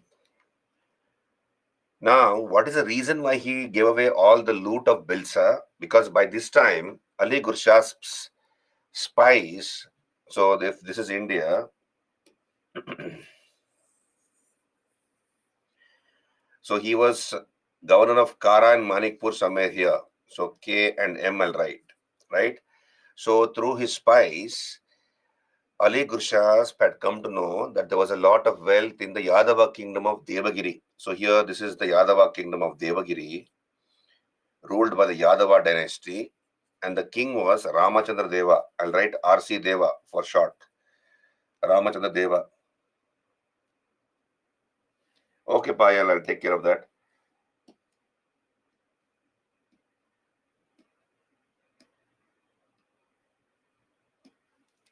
So, the Yadava king was a person called Ramachandra Deva or RC Deva in short.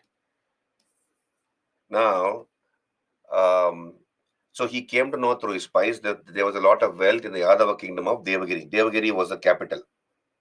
Devagiri was the capital of the Yadava kingdom. So this guy, Ali Gurshas, made a lightning attack. He made a lightning strike on Devagiri. He defeated Ramachandra Deva. looted his treasury, and he brought entire treasury back to Kara and Manikpur.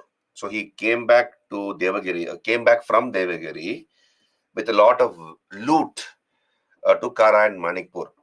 Around this time, Jalaluddin Khalji was on his Gwalior campaign, Gwalior in Madhya Pradesh. So he was very nearby in his Gwalior campaign, trying to conquer Gwalior, this Jalaluddin Khalji. And Jalaluddin Khalji came to know that that his son-in-law Ali Grushas has brought a lot of loot, wealth from Devagiri. So Jalaluddin Khalji, understand these words, Jalaluddin Khalji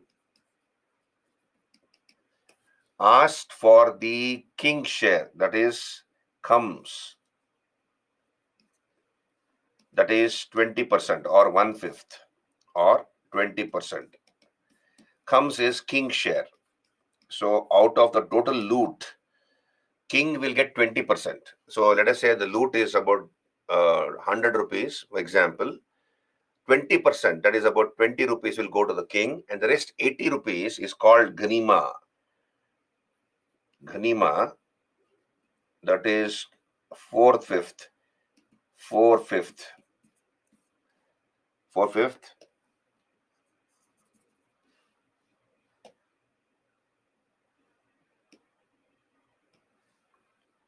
4/5, that is 80%, is the soldier's share. So 80% is shared by all the soldiers. So Jalaluddin Khalji asks for the king share, comes 20%. A king share. Did you understand? Comes and Ganima. Keep that in mind. Comes and Ganima. Clear? Hello, please raise your hands. Clear? So Jalaluddin Khalji asked Ali Gushas, give me my comes, my king share. And Ali Gushas told his father-in-law, Jalaluddin Khalji, please come to Kara and Manikpur. Please come to Kara and I will give you whatever you want. After all, everything is yours. So Jalaluddin Khalji believed his son-in-law Ali Gushasp, and he decided to go to Kara and Manikpur. Now Jalaluddin Khalji had some loyal ministers, very, very faithful and loyal ministers, advisors. They told Jalaluddin Khalji, your son-in-law is a crook. Your son-in-law Ali Gushasp is a crook, very, very ambitious man, very, very selfish fellow. Don't trust him. You may be under harm. He may harm you. So don't go to Kara and Manikpur. But Jalaluddin Khalji, please understand, already had been won over by Ali Gushasp. When he had looted Bilsa, entire wealth of Bilsa had been given away by Ali Gushasp to Jalaluddin Khalji. So this way he had won over his father-in-law to his side. And therefore his father-in-law had appointed him as the governor of Awadh. Additional charge was given over Awadh, and he also had made him the commander-in-chief. So Jalaluddin Khalji set aside those counsel, whatever advice had been given to him. He ignored that counsel, and he goes to Kara and Manipur to take his share of the loot, that is comes. There, Ali Gushas murdered his father-in-law. So Ali Gushas murdered Jalaluddin Khalji, and this was viewed very, very seriously by the Jalali nobles. Jalali nobles, that is those nobles who were loyal to Jalaluddin Khalji. They did not like this, whatever had happened. But then please understand, there's a saying that even the dead body will open its mouth when it sees a lot of money. He had brought a lot of wealth from Devagiri. So what he did is, Ali Gushas, he took that wealth and gave away huge sums of bribe. He gave away rewards to all the Jalali nobles, the supporters of Jalaluddin Khalji. So they were very, very happy because they had never seen so much of wealth in their life. And then they supported Ali Gushab. They had said, Hail Ali Gushasp. So Ali Gushasp, after bribing the Jalali nobles, and winning them over to his side, goes to Delhi, sits on the throne, and takes a title, Alauddin Khalji. He calls himself Alauddin Khalji. And this Alauddin Khalji became the greatest of the Delhi Sultans. He is considered to be the greatest of the Delhi Sultans, Alauddin Khalji.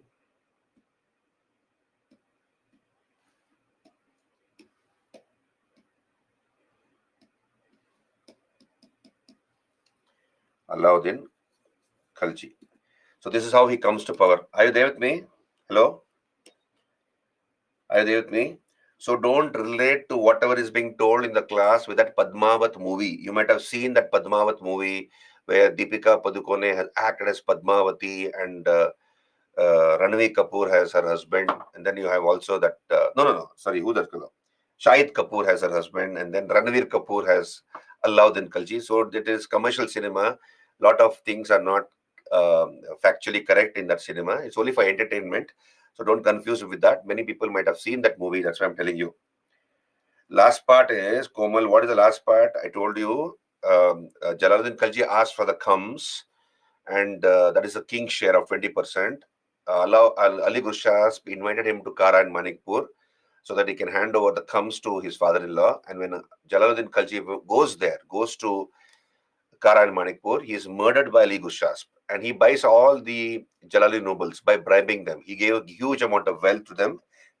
So therefore, they forgot about the crime committed by Ali Gushas, and they supported Ali Gushas's candidature to be the next Sultan. And he goes to Delhi and takes the title of Alauddin Khalji, and he comes to power. And Alauddin Khalji is considered to be the greatest of the Delhi Sultans.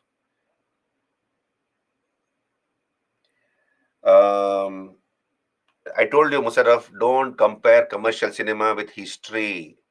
So how really, this is just an imagination, what I think Sanjay Leela Bansali's imagination, whoever wrote that story, that was his imagination. So don't take it seriously. We'll come back here.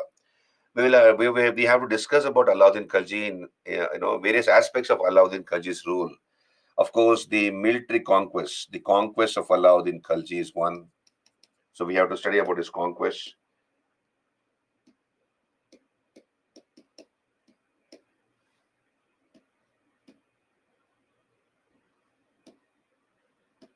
So conquest of Alauddin Khalji is one. Second is, of course, his measures to tackle rebellions. So how did he tackle rebellions? Third is, of course, his military reforms.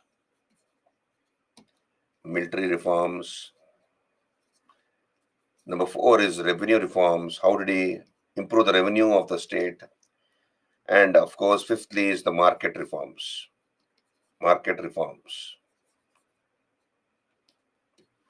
So this is how Alauddin Khalji or Ali Gurshas comes to power. Right? So here, Jalaluddin Khalji, as you can see on your screen, he became the Sultan at the age of 70 years. First Sultan who asserted that the state should be based on the willing support of the government. Okay. So Jalaluddin Khalji is, was the person who believed that the state in India cannot be a truly Islamic state because majority of the population were Hindus. So therefore, you cannot strictly implement Islamic laws, and you cannot go on with it without this concurrence of the people as such. So he was the one who said that the state should be based on the willing support of the government. And since the majority were Hindus, state could never be truly Islamic, of course. Then he repelled the attack of the Mongols under Abdullah, as I told you.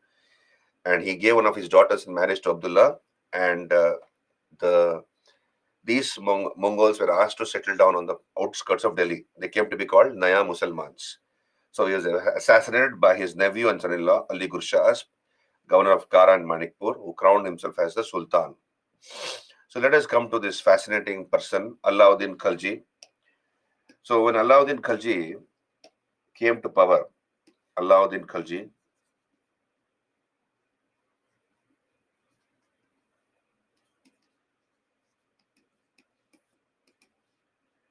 (1296 to 1316). So he ruled for about 20 years. So when he became Sultan, Alauddin Khalji had two main ambitions. He had two ambitions. One is to conquer the whole world, like Alexander. So he wanted to conquer the whole world, like Alexander the Great. And number two, to establish a new religion. So he wanted to establish a new religion like Prophet Muhammad. So how do we know this? We have a contemporary historian called Ziauddin Barani. So Ziauddin Barani tells us that he had two main aims. One is this, to conquer the whole world like Alexander and to found a new religion like Prophet Muhammad. And Alauddin would not listen to anybody except a friend of his, a distant uncle, distant relative, an uncle, an old man called Alaul Mulk. So he would not listen to anybody except this Alaul Mulk. And Alaul Mulk, his uncle, told him, "You are an ordinary man. You are not a prophet. Religions have always been founded by prophets. You are an ordinary man. Therefore, forget about founding a religion, a new religion." So this made sense to Alauddin. And he decided to give up his thought of founding a new religion. As regards conquering the world, whole world, Alaul Mulk told him, "You first conquer India. Then you think of conquering the whole entire world." So this also, uh, you know, Alauddin Khalji understood that what his uncle is telling is right. So he organized an army, an army of the size of 4.50 lakh. Nobody in India at that point in time had an army of this size, 4.5 lakh size, 4.5 lakh in strength. And this was a standing army, heavily trained, equipped, highly trained and equipped, and paid monthly salaries and ready to march at the orders of the Sultan. So nobody in India had an army of this size. Even if we take a size of 3 lakhs, Farishta says his army was 4.5 lakhs. Now you imagine this.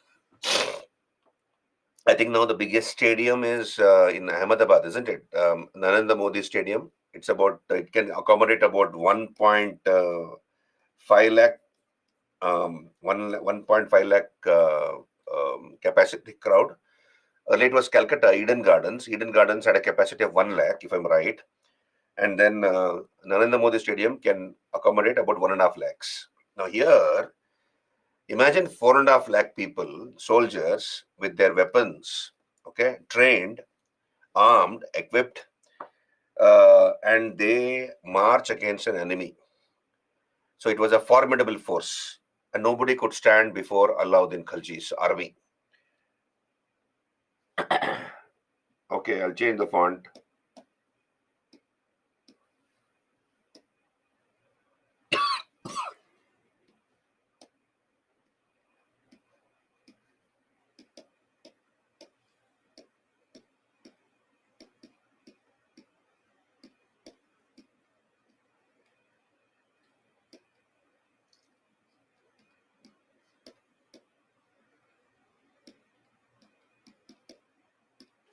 Okay, so he established an army of 4.5 lakh strong army, a standing army. And first he decided to conquer North India. So let us look at the conquest of Alauddin Khalji. So Ziauddin Barani, as you can see on your screen, Ziauddin Barani, he says his ambition was to conquer the whole world like Alexander and start a new religion like Prophet Muhammad. Right? Now, maximum number of we'll come to that. We'll talk about the conquest of Alauddin Khalji on your screen. So here we have the conquest of Gujarat. So the first attack of Alauddin Khalji was on Gujarat. Gujarat was ruled by the Waghela dynasty under Karnadeva II, Rai Karnadeva. He was the king of Gujarat. So you can see here, the king of Gujarat was Rai Karnadeva. Rai Karan, as it's called. So Alauddin Khalji sent a large army under his commanders Nusrat Khan and Ulugh Khan. So you have two commanders, Nusrat Khan and Ulugh Khan. So he sent a large army under their command. And the Gujarat king, Rai Karnadeva II, fought bravely, but unfortunately he was defeated. So his army was much smaller than Alauddin Khalji's. So Rai Karnadeva ran away to Devagiri. He escaped. He ran away to Devagiri along with his daughter Devala Devi. So you have the Yadava kingdom. You can see here on your screen. This is the kingdom of the Yadavas of Devagiri. This is Devagiri. This is the Devagiri for you. ruled by Ramachandra Deva. Ramachandra Deva, the king of the Yadavas. So Rai Karnadeva ran away with his daughter Devala Devi. Devala Devi. He ran away to Maharashtra and sought the asylum of the Yadava king Ramachandra Deva. Queen Kamala Devi was caught. Queen, that is the mother of Devala Devi, Kamala Devi. So Kamala Devi was taken captive. The mother of Devala Devi. And she was still young and beautiful. So she was sent as a gift to Alauddin Khalji by his commanders Nusrat Khan and Ulugh Khan. So Kamala Devi was sent as a gift to Alauddin Khalji. And when Alauddin Khalji saw Kamala Devi, he was smitten by her beauty. He was enamored of her beauty and he married her. And he made her his chief queen. He made her his chief queen, Malika Jahan. Malika Jahan. Now Kamala Devi would have married under duress. If she had not married him, he would have killed her. So anyway, Kamala Devi married Alauddin Khalji and he made her his chief queen. And later, Kamala Devi gave birth to a son through Alauddin Khalji. His name was Shihabuddin Umar. Shihabuddin Umar. The first sultan to be born to a Hindu mother. The first sultan to be born to a Hindu mother.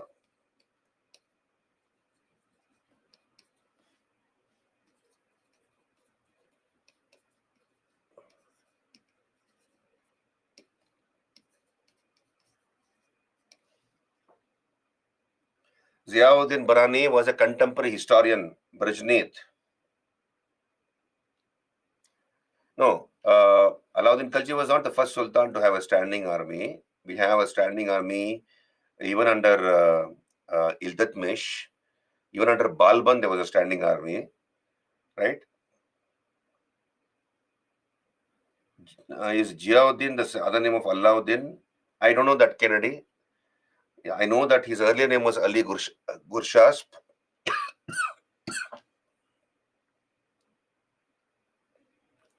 I know that his earlier name was Ali Gurshasp. Later he took the title of Alauddin Khalji. What's a standing army? Udayarani's standing army is an army which is not, which is under the control of the king. There's no tribal levies. That is, there are no, you don't have feudal lords supplying army to the king. The king has his own army. That is called standing army, and he pays his soldiers and officers salaries, and they are accountable to the emperor, to the king. That's called standing army. Permanent army, in other words, not a recruited army where there are where the king is dependent on others. Like for under Harshavardhana, you have Harsha's army was basically supplied by the feudatories, right? So Harsha, to a large extent, depended on the feudal levies, and that's called a standing army. Did you understand, Udayarani? So Nusrat Khan, Ulugh Khan conquered Gujarat. Kamala Devi was taken captive, sent to Delhi, where Alauddin married her, made her his chief queen. And through Kamala Devi, he got a son called Shihabuddin Umar, first sultan to be born to a Hindu mother. Now, this Nusrat Khan, Ulugh Khan went to Cambe. In Gujarat, there's a port called Cambe or Khambayat, Cambe. And so when they went to Khambayat or Cambe port, there they saw a beautiful looking or a very handsome looking eunuch in the slave market. Eunuch, that is transgender. So they saw a very good looking eunuch, and Alauddin had his frailties, his weaknesses. They knew his weaknesses. One weakness was fascination for good looking women, and of course transgenders, eunuchs. So they purchased that eunuch by name. They purchased that eunuch for 1,000 dinars. They paid 1,000 gold coins. Therefore, this eunuch came to be called Hazar Dinari. Hazar Dinari. And they sent this eunuch to Delhi. And when Alauddin Khalji saw this eunuch, he was, of course, very, very happy. He gave him a new name to this eunuch. What was the old name? I don't know. But the eunuch was called Malik Kafur. So he gave the name of Malik Kafur to this eunuch. And Alauddin Khalji trained Malik Kafur. He trained him and later appointed Malik Kafur as a commander of the forces, commander of the army to tackle South India, to conquer South India. Malik Kafur also fought against the Mongols. So, so this happened in Gujarat. So the first conquest was Gujarat. So remember this. The date is not important. Remember the sequence of events. Okay, sequence of events. So as you can see on your screen, Karnadeva was defeated. He belonged to the Vaghela dynasty. He ran away with his daughter Devala Devi. Queen Kamala Devi was caught, made chief queen under the title Malika Jahan. Alap Khan was made the governor of Gujarat. The next attack happened on Ranthambore in Rajasthan, ruled by Hammir Deva. Right? So here we have the next attack on Ranthambore. Ranthambore is here, as you can see on your screen. Now we have same commanders. Alauddin sent two of his commanders, Nusrat Khan, Ulugh Khan, to conquer Ranthambore. And the Rajputs, under their king Hammira Deva, fought bravely. They resisted for 7 months. Nusrat Khan was killed in the campaign. Nusrat Khan was killed by the Rajputs. Nusrat Khan, one of the commanders, was killed. And this angered Alauddin Khalji. So he came personally to the battlefield to inspire his soldiers. And the attack was renewed. Now, one Persian scholar by name Amir Khusro accompanied Alauddin Khalji in this Ranthambore campaign. His name was Amir Khusro. Amir Khusro. And then what happened is, the Rajputs resisted for 7 months. They are fighting within the fort of Ranthambore, but then they ran out of supplies. They ran out of food, food for the soldiers, water, fodder for the horses, etc. So they ran out of supplies. And then we have this Gori practice, which was followed by the Rajputs, the Johar. The Johar, that is mass self-immolation. You see, so this is the epitome of heroism, defiance, and conjugal love. Conjugal love is love between husband and wife. So this is the epitome or peak of bravery, defiance, and conjugal love in the face of ferocious Muslim attacks. So here, what is this Jauhar? I'm sure all of you know what is Jauhar. You heard about it. But then you see, Jauhar, it's called Jauhar Saka or Jauhar Shaka. Jauhar Shaka ritual. Now, let's say you have the spies of the Rajput king.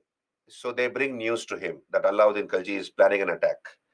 So what they would do is, since through the spies, the king has already come to know that an attack is being planned by Alauddin Khalji or some other Muslim king.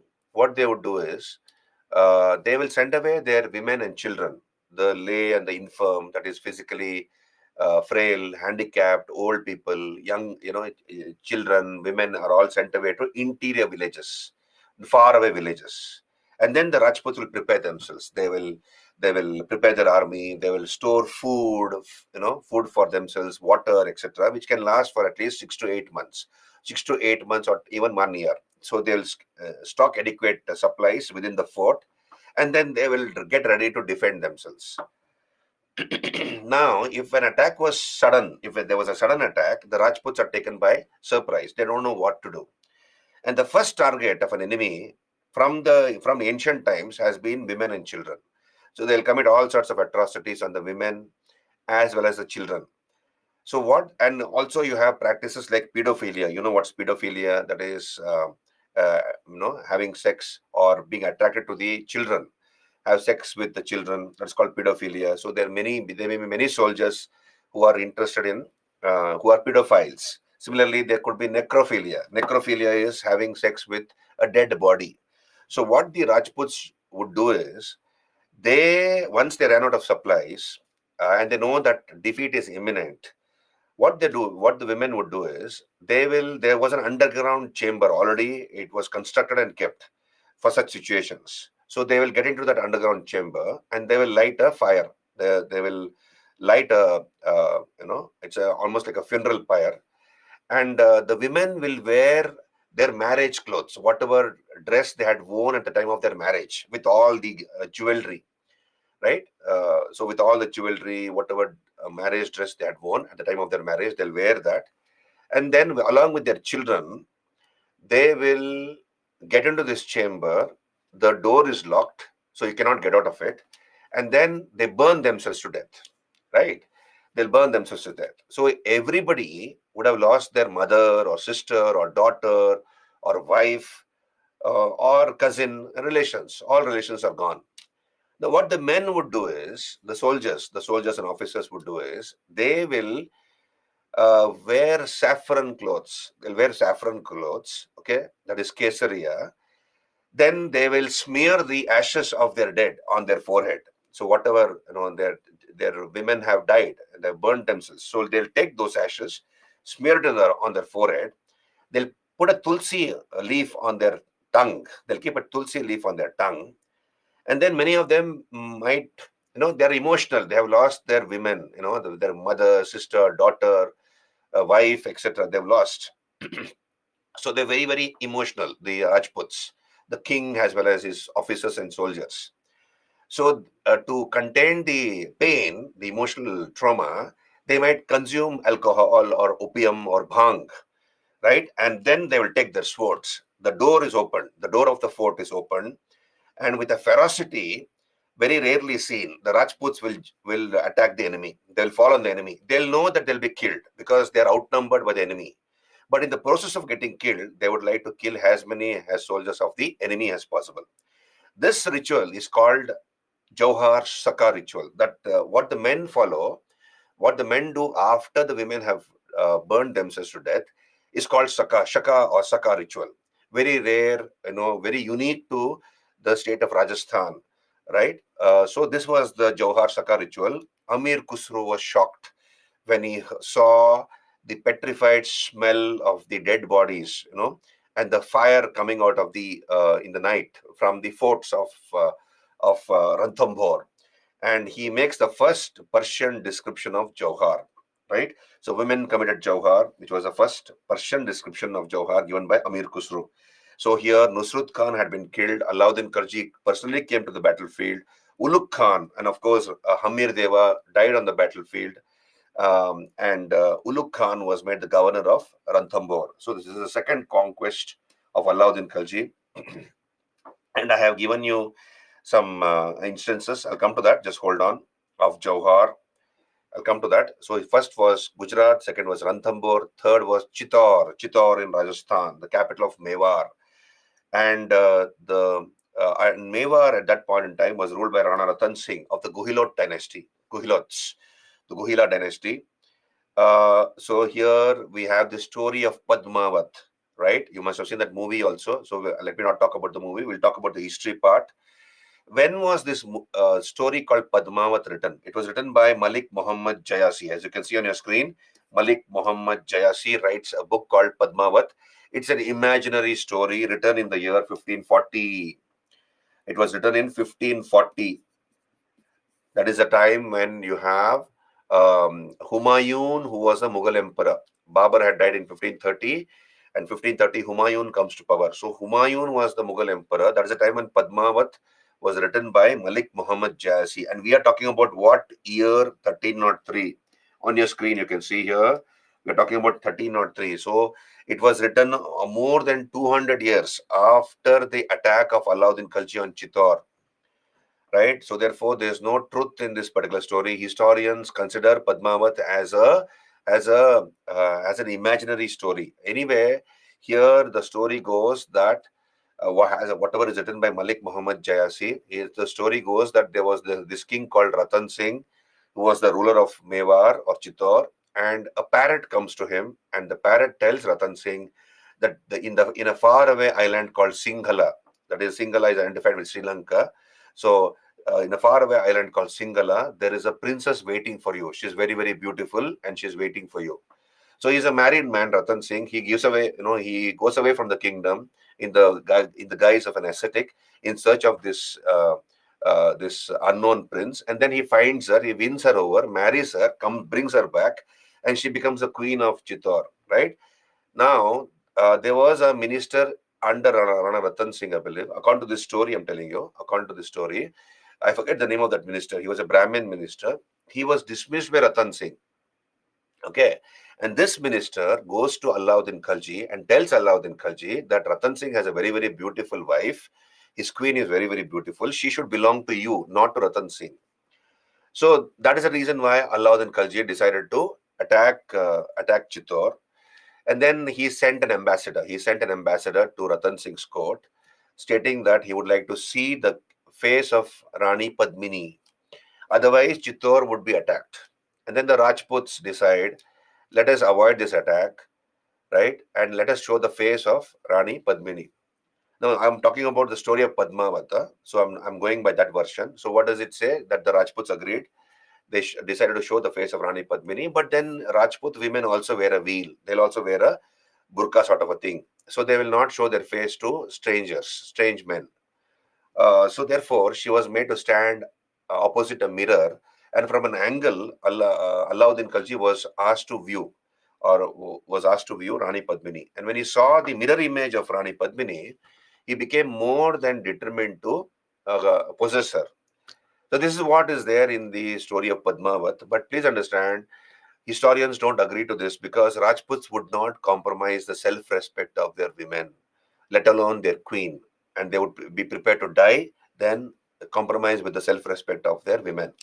So therefore, there's no truth in this story. Anyway, Rana Ratan Singh fought bravely on the battlefield. He was killed. Rani Padmini, along with thousands of women, committed Jauhar and died. Chittor was given a new name, Khizrabad. That was one of the sons of Alauddin Khalji. So it was called, his name was Khizr Khan.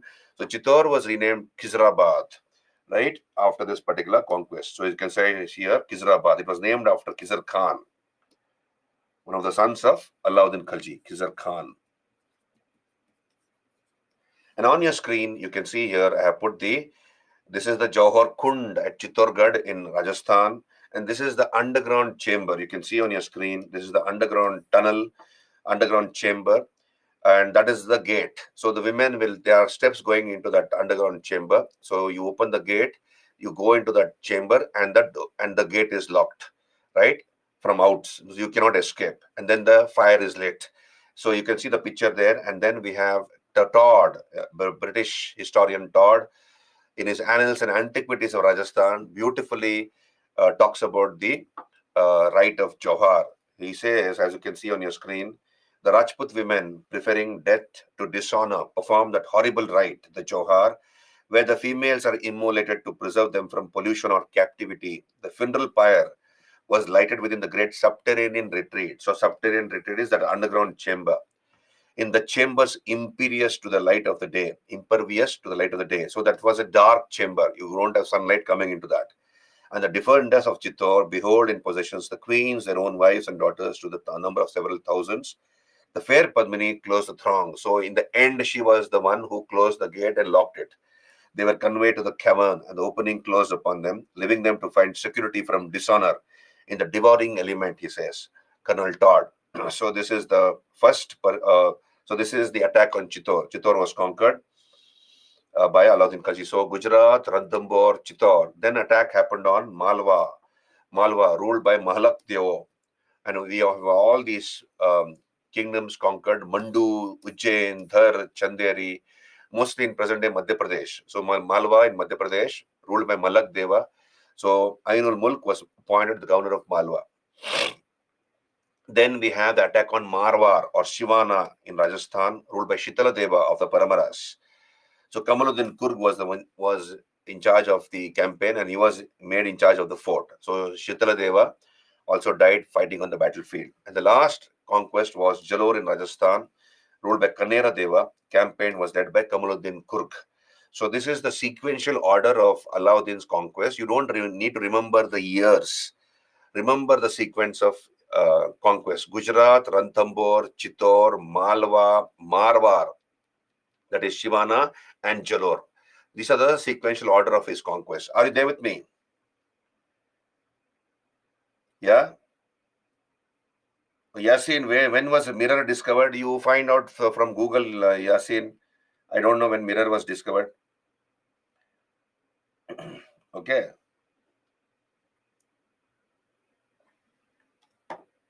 Clear. So this is the conquest of North India. So entire North India was conquered by Alauddin Khalji, and then he appointed his commander Malik Kafur to conquer South India. So here I have given you some examples of Jauhar. Of course, the most famous is the one of Rani Padmavati. I have just described it now. The second another famous Jauhar is that of Rani Karnavati. You see, when I do Mughals, we'll talk about it. We have Babur. He won the first battle of Panipat, 1526. He established the Mughal Empire, and some people had invited Babur to attack India. One of them was Rana Sangram Singh or Rana Sangha of Mewar. So Rana Sangha, when Babur decided to stay back in India, Rana Sangha turned against Babur, and he organized an army of 2 lakh Rajput soldiers. And Babur's army had increased to 40,000. So when he attacked India in the first battle of Panipat, he had an army strength of 12,000. So in 1 year, his army strength had increased to 40,000. So you have 40,000 Babur soldiers fighting against a 2 lakh Rajput army. But of course, in the Battle of Khanua, as it is called, Babur won. How would Babur won? We'll talk about it. So Babur won, and then you have Rana Sangha, who was grievously wounded in the battlefield. That brought about his death. His queen was Rani Karnavati. So she did not commit sati, in fact, because she had to take care of her young son and run the kingdom. That is the time when we have the king of Gujarat, Bahadur Shah. He was the king of Gujarat. He attacked Mewar. Now, Rani Karnavati, the widow of Rana Sangha, asked the help of Humayun. Humayun was busy in his Bengal campaign. He was fighting in Bengal, wanting to conquer Bengal. And that is the time this letter comes from Rani Karnavati asking for help. She sends a Rakhi with it. She sends a Rakhi along with that letter asking for help against Bahadur Shah of Gujarat. But Humayun could not quickly come without terminating the Bengal campaign. So therefore, she realized that Humayun is not going to come to help her. So what she did is, along with 13,000 women, they got into this huge building, enclosure, and then she ordered that the gunpowder be used to detonate, so that they all burn themselves to death. So huge amount of gunpowder was there. So she ordered that the gunpowder be lit, right? And then before she ordered this, one of her servants, I forget the name of that servant lady, took away the prince Vikramaditya and Uday Singh II. These were the sons of Rana Sangha and Karnavati. So Vikramaditya, the eldest son, and Uday Singh II. Uday Singh II became the father to Rana Pratap later. So they escaped from. So she took away the children, and she brought, she was the one who took care of them and brought them up, so that the lineage of the Rajputs could be continued. The lineage of the Sisodias could be continued. And then she burned themselves to death. This is the story, the second Johar, famous Johar. And the third famous Johar, I've again mentioned it here, is when you have Akbar. When he attacks Chittor, he attacks Chittor. We have Rana Uday Singh II, escaping along with his family members, young Rana Pratap. He was still a boy, and 2 commanders, Jaimal and Patta, just 17-year-old boys. With 3,000 soldiers, they decided to stop the Mughal army. And the Mughal army of Akbar was 30,000. So Jaimal and Patta fought bravely. And then in the evening, you have cannons being fired at the fort of Chittor, and the fort wall was damaged. So you have Jaimal, one of the commanders. He was supervising the repairs of the fort of Chittorgarh in the evening, after the battle was over. After the evening, when it was dark, they don't fight in the dark. So he was getting it repaired in the evening, and Akbar noticed that from the type of dress that person was wearing, he realized that he must be an important person. So he took aim and shot at Jaimal, and that bullet went and hit the leg of Jaimal, and Jaimal fell down, and that resulted in the Rajputs losing confidence. They were fighting till then bravely. So that evening we have fire. You can see the fire coming out of the fort of Chittor. Women were committing Jauhar, and next day Jaimal and Patta came out fighting. Jaimal put a bandage around his leg, and then he came out fighting. They fought bravely. Akbar was sitting on his elephant and watching these two young boys fighting so bravely, and they were killed. They were outnumbered and killed. But then immediately after conquering Chittor, Akbar ordered that two statues of Jaimal and Patta sitting on elephants with their spears be made in marble, in black marble, and installed outside the main gate of the Agra fort. So this was Akbar's tribute to the bravery of Jaimal and Patta. So this is another Jauhar which took place. So I've mentioned it, go through it for interest. So these are the conquests of North India, Gujarat, Ranthambore, Chittor, Malwa, Marwar, and Jalore. Then Alauddin Khalji entrusted the responsibility of conquering South India to Malik Kafur. So I put a picture of Malik Kafur. He probably looked like that. He was a transgender or a eunuch. And we have this book called Khazainul Futu, written by Amir Khusro. So Amir Khusro writes a book called Khazainul Futu. In that particular book, we have Khazainul Futu.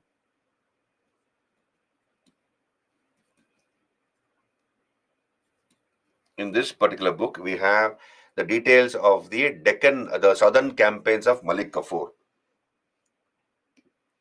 Are you there with me, all of you? Are you there with me? Yeah, Pannadai. Okay, you're right. Pannadai. She was a lady who took care of those two children. Right? So you have...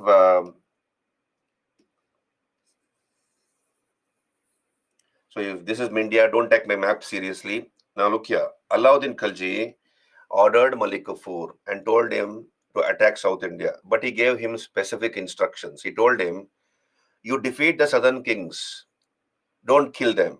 Remember this, defeat the southern kingdoms, don't kill their kings, provided they agree to pay tribute to Delhi and accept Alauddin as their overlord. So the southern kings should pay tribute.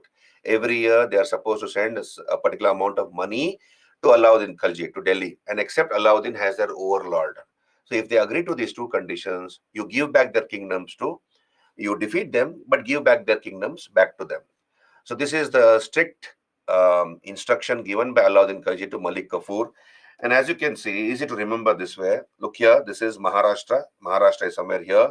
This is Andhra. So this is Maharashtra. This is Andhra Pradesh. This is Karnataka. And this is Tamil Nadu. Right? So the attack happened like this. First Maharashtra, then AP, then Karnataka, then Tamil Nadu. Right? So who was ruling Maharashtra? Ramachandra Deva, the Yadava king. The Yadavas of Devagiri, Yadavas. Devagiri was their capital, as you know. And the king was Ramachandra Deva, old man Ramachandra Deva. So Malik Kafur's army, Alauddin Khalji's army under Malik Kafur attacked the Yadava kingdom of Devagiri. Ramachandra Deva fought bravely along with the Gujarat king. You remember the Gujarat king, Karnadeva, Rai Karan II, Karnadeva. So he fought, Karnadeva was killed, Ramachandra Deva was defeated, taken captive, and along with Karnadeva's daughter, Devala Devi. So the daughter of Kamala Devi. So she was taken captive along with Ramachandra Deva, and they were taken to Delhi. Right? And Ramachandra Deva, I believe, was treated in a very respectful manner by Alauddin Khalji. Ramachandra Deva was treated in a very respectful manner by Alauddin Khalji. And Ramachandra Deva thought after some time to give his daughter in marriage to Alauddin Khalji. So who was the daughter of Ramachandra Deva? Jatyapali. Her name was Jatyapali. So Ramachandra Deva told Alauddin Khalji, sir, I would like to give my daughter in marriage to you. Alauddin Khalji was very happy. So what happened is Ramachandra Deva was given 1 lakh gold pieces. So he was given 1 lakh gold pieces. Okay, the title of Rai Rayan, the Gujarat district of Navsari has a gift. So Gujarat district of Navsari has a gift, and he was asked to go back. So Ramachandra Deva was released from captivity. He came back to his kingdom, and his daughter Jatyapali was given in marriage to Alauddin Khalji. Now, what happened to this Devala Devi? Devala Devi, the daughter of Kamala Devi, was married by one of the sons of Alauddin Khalji by name Khizr Khan. Remember, Chittor was named Khizrabad after this Khizr Khan. So, Devala Devi was married by Khizr Khan. So, father married Kamala Devi, son married Devala Devi. So, Khizr Khan married Devala Devi. So, this is the conquest of not conquest, the submission of the Yadavas. So Ramachandra Deva became an ally of Alauddin Khalji. Understand this: Ramachandra Deva became a friend of Alauddin Khalji. When he gave his daughter in marriage to Alauddin Khalji, he became an ally or a friend. And Devagiri acted as a base for further inroads of the Khaljis into the south. Devagiri acted as a base for further inroads of the Delhi army into the south. So what will happen? What is the meaning of this? You see, you have Alauddin Khalji's army coming to South India, to Devagiri. Ramachandra Deva acted as host. He played as host.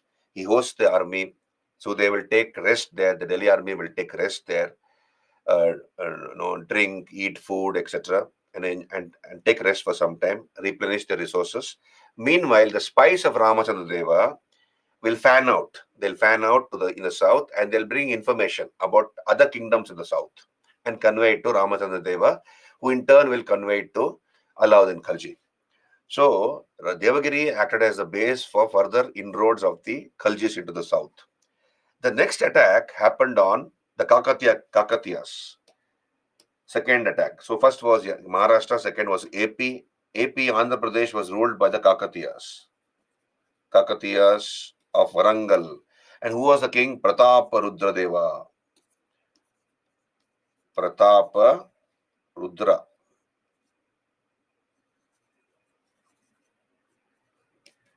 Pratapa Rudradeva II. So this Pratapa Rudradeva II also fought bravely, but he was defeated by Malik Kafur, and he agreed to pay tribute and accept Alauddin as his overlord. However, please understand, if you go to Varangal, that area, you will see the whole-scale destruction, loot, plunder engaged in by Malik Kafur. So he plundered the Kakatiya kingdom, right? And he carried away wealth on 1,000 camels via Devagiri to Delhi. And these camels were groaning under the weight of wealth put on their backs. So the camels were in pain because of the weight, the amount of wealth which had been loaded on their backs. So on 1,000 camels, he carried away wealth from the Kakatiya kingdom via Devagiri to Delhi. So this is the second attack. The third attack happened on Karnataka, those days ruled by the Hoysalas. Hoysala king Veeraballala III. So Veeraballala III fought bravely, but he again was defeated, and he also agreed to pay tribute to Delhi and accept Alauddin as his overlord. So many of the temples, if you see some of the temples in Belur, Halebid, etc., they are incomplete because that is a time when the attack happened. So Hoysala kingdom lost its vitality, strength because of this attack of Malik Kafur. So the first attack was on the Yadavas, second attack was on the Kakatiyas, third on the Hoysalas, and the fourth attack was on the Pandyas, ruling present Tamil Nadu. So Pandyas, who had the capital at Madurai, so that was the capital of the Pandyas. And there was a civil war going on in the Pandya kingdom. Understand this? Sundara Pandya was the eldest son. Sundara Pandya versus Veera Pandya. So they were the sons of Kulashekara Pandya. Kulashekara Pandya is the person who built the Meenakshi temple at Madurai. Kulashekara Pandya. They were the sons of Kulashekara Pandya, Sundara and Veera. And Sundara was the eldest. Sundara Pandya. He was the eldest son. So here what happened is Malik Kafur attacked Veerapandya, who had his capital at Birdol. That is, Birdol is supposedly right, Uraiyur. So that was his capital, Uraiyur. So he ran away towards Kannur, that is Kannur as it is called, Kannur. He ran away towards Kannur with his wealth, a part of his wealth. A part of the wealth of Veerapandya was captured by Malik Kafur. Then he attacked Mashura. So Muslim historians called Madurai as Mashura. So he attacked Mashura or Madurai. But Sundara Pandya had already run away from the capital Madurai with his family and treasure. But then what happened is, we had the uncle of these Pandya brothers, Sundara and Veera Pandya's uncle, Vikrama Pandya. Vikrama Pandya. So he rallied the Pandyan forces and then bravely fought against Malik Kafur. And Vikrama Pandya was able to defeat Malik Kafur. Okay, and we are told that Malik Kafur retreated to bring back additional army, but he never came back. Now, who gives this information? An expert on South Indian history, Professor K. Nilakanta Shastri. Professor K. Nilakanta Shastri, who has made extensive research on South Indian history, particularly about the Cholas, Vijayanagar Empire, etc., tells us that the attack on Mabar, that is the Tamil country, as it was called by the Muslim historians, was not fully successful. It was not fully successful. It was partly successful because Malik Kafur was not able to decisively defeat the Pandyas. And the fact that we are told that he built a mosque at Rameshwaram, he came up to Rameshwaram and installed a Jayastamba, a victory pillar at Rameshwaram, is a later day concoction. It's a later day concoction according to Professor Nilakanta Shastri. So the attack on the Pandyas was not fully successful. But what was the end result of these southern campaigns of Alauddin Khalji? The south was drained of its wealth. The south was drained of its wealth, right?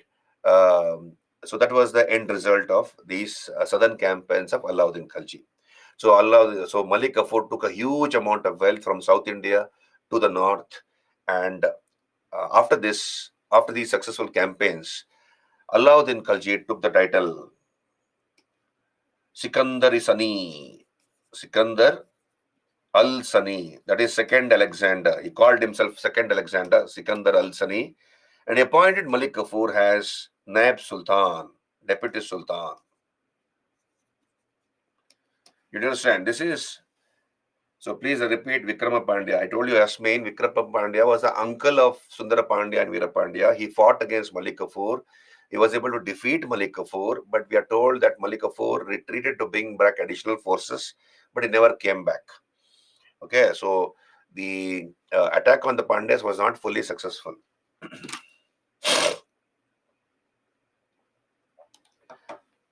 The fact that Malik Kafur marched up to Rameshwaram, installed a victory pillar there, also built a mosque there, is a later day fabrication, according to Professor Nilakanta Shastri.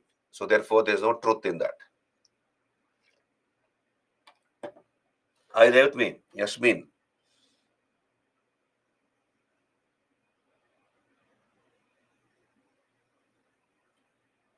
You see,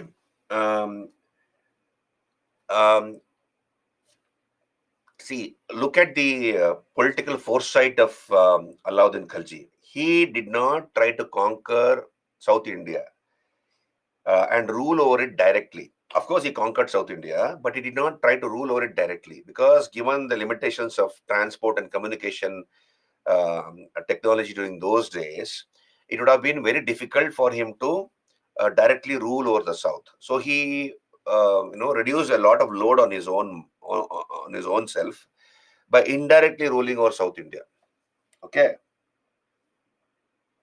We'll come to Himani, we'll come to Malik Kafur's death in some time. Just hold on. Hoysalas, Komal, Karnataka was ruled by the Hoysalas. Okay, now look here. Now, after the death of Ramachandra Deva, of the Yadavas, who was the king of the Yadavas? Ramachandra Deva. So after the death of Ramachandra Deva, his son Shankara Deva became the king. Understand this? His son Shankara Deva.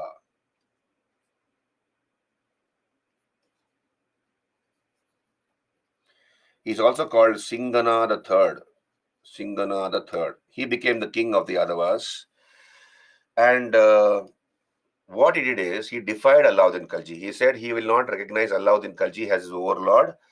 Also, he would not want to pay tribute to Delhi. So therefore, Alauddin Khalji ordered Malik Kafur to attack Devagiri. So Malik Kafur came, attacked Devagiri, killed Shankara Deva in battle, and annexed Devagiri. So among the southern kingdoms, the only kingdom which was annexed by Alauddin Khalji was Devagiri. You understand? Only Devagiri was annexed. All the other kingdoms were allowed to rule because they had agreed to pay tribute to Delhi and accept Alauddin as his overlord. Are you there with me? Can I move on?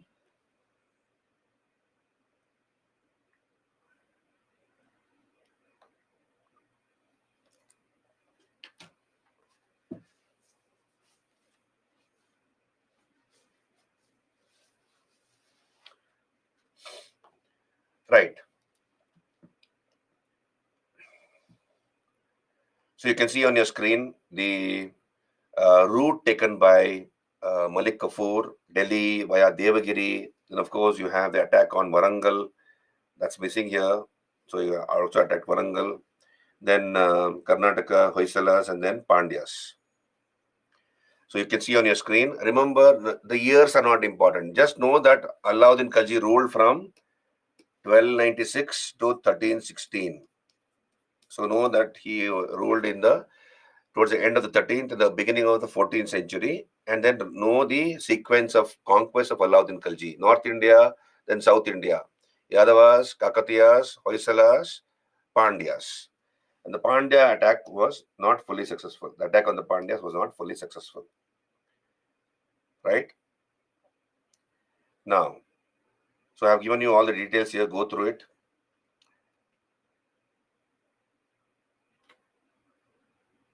So here, what made the Delhi army so successful? Of course, they had improved their war technology. They used iron shoes, iron stirrups, and concave saddle. So concave saddle is, you sit into the saddle, concave. So they had introduced, they had improved cavalry equipage with a concave saddle, iron stirrup. What is stirrup? Where you lock your legs. It's like a ring, isn't it? When you sit on a horse, you lock your legs in a ring sort of a thing. That is called stirrup. So they introduced iron stirrup and iron shoes. Which will help the soldier to stand and even discharge arrows if necessary. Okay, so that was another thing. So now let us talk about other aspects of the rule of Alauddin Khalji. Now, when Alauddin Khalji came to power, when he came to power, he noticed that there were a number of revolts taking place. He noticed that throughout the empire of his, there were a number of revolts taking place. So he thought about it very seriously, why revolts are taking place. And he had a council of ministers. You can call them as something like a kitchen cabinet, the Majlis-e-Khas. Majlis-e-Khas. No? So he had deliberations with the Majlis-e-Khas, who were very, very close to him. And then he came to 4 reasons. He identified 4 reasons as to why there were so many revolts throughout his empire. First is the general prosperity of the officials. So general prosperity of the officials. So officials are very, very prosperous. All the officers, they're enjoying tax-free land grants like Inam, Idrar, Waqf. So they are enjoying tax-free land grants. So earlier sultans have given them gifts as lands as gifts. I'm sorry, they have given lands as gifts, and they don't need to pay any taxes on those lands. Whatever is grown is theirs. So since they're not paying any taxes, they have a lot of wealth with them. And when you have a lot of wealth with you, you become arrogant. So that was his understanding, Alauddin Khalji's understanding. When you have a lot of wealth, and that too you can sit and eat without working, you become arrogant and also haughty. So that is number one. So general prosperity of the officials.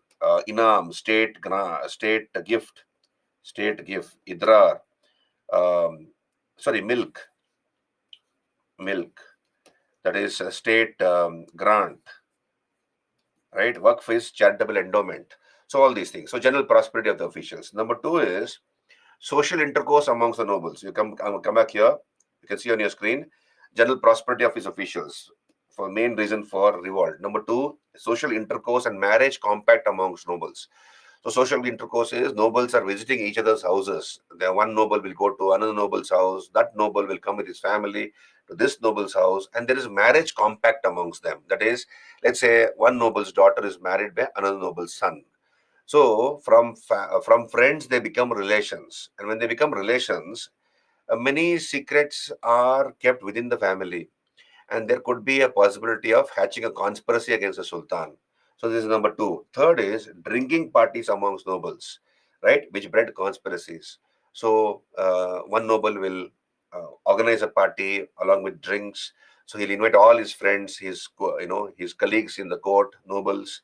So they will drink, and when you drink, what happens? The tongue starts wagging, the mind becomes a little loose, and the tongue starts wagging, and that's a time when conspiracies could be hatched. Whatever is there within the heart comes out, within the mind comes out. Right? And lastly, espionage system. The spy system was not working properly. It was not efficiently functioning. So these are the four causes he identified as regards the reasons for revolt throughout his empire in the beginning of his reign. So what Alauddin did is he brought out certain corrective measures. He brought up certain corrective measures to stem these revolts, to stop these revolts. First of all those tax-free land grants which were enjoyed by the nobles, like milk, waqf, they were all confiscated. They were all confiscated, and the tax officials were asked to tax the officers heavily so that there's no money with them. So whatever savings they have, whatever money they had, they lose that money, so that the whole time they spend in working to earn money. So when you are free, when idle mind is a devil's workshop. So Alauddin Khalji knew about it. So you are sitting and eating without working, as these officials were doing. What will happen? Negative thoughts will come, including a conspiracy against the Sultan. So therefore, all the officials were asked by Alauddin Khalji to, so he asked the tax officers to tax these officials so that there's no money remaining with them. So morning till evening, that officer has to work so that he can make both ends meet, and there's no time for him to think about conspiracy or anything like that. That's number one. Number two is social intercourse amongst the nobles was banned. So nobles cannot visit each other's houses, right? And then spies were deployed throughout the empire in the noblemen's houses, offices, governors' residences. There may be a beggar standing or sitting in front of a nobleman's house. He may be actually a spy, but in the guise of a beggar. He will convey the news to Alauddin Khalji. Then such a noble has visited such and such a person's house. That person would be punished severely. So social intercourse amongst the nobles was prohibited. Also, public were asked not to frequent the houses of nobles. And further, he without the permission of the sultan, you cannot have marriage compact amongst nobles. As I told you, one noble wants his daughter to marry another noble's son. Without the permission of the sultan, this marriage cannot take place. So that was another thing. Thirdly, he introduced prohibition in Delhi and the surrounding areas as regards drinking parties. So he banned drinking parties, drinking in public, then also consuming mind-altering substances like bhang. So these were prohibited throughout Delhi and the surrounding areas. And later, he allowed people to manufacture wine for self-consumption. So if you want to drink, you manufacture wine and drink in your house and sleep. Don't go out in public and drink and create a nuisance. So drinking parties were banned. And of course, he strengthened the spy system, the espionage system. Spies were deployed in everybody's houses, in the noblemen's houses, governor's house, in the offices, on the streets, and the people were very afraid because he would know what was happening in everybody's house, particularly in the houses of noblemen.